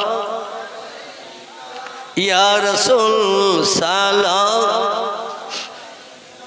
ইয়া হাবিবি সালামুন আলাইকা সালাওয়াতুল্লাহ আলাইকা। সকলে বসে বলেন ইয়া রাব্বি সাল্লাল্লাহু আলাইহি ওয়াসাল্লাম দাওয়ানা বাদা আলা নবী কা খায়রে কালকি কুল্লিহিম।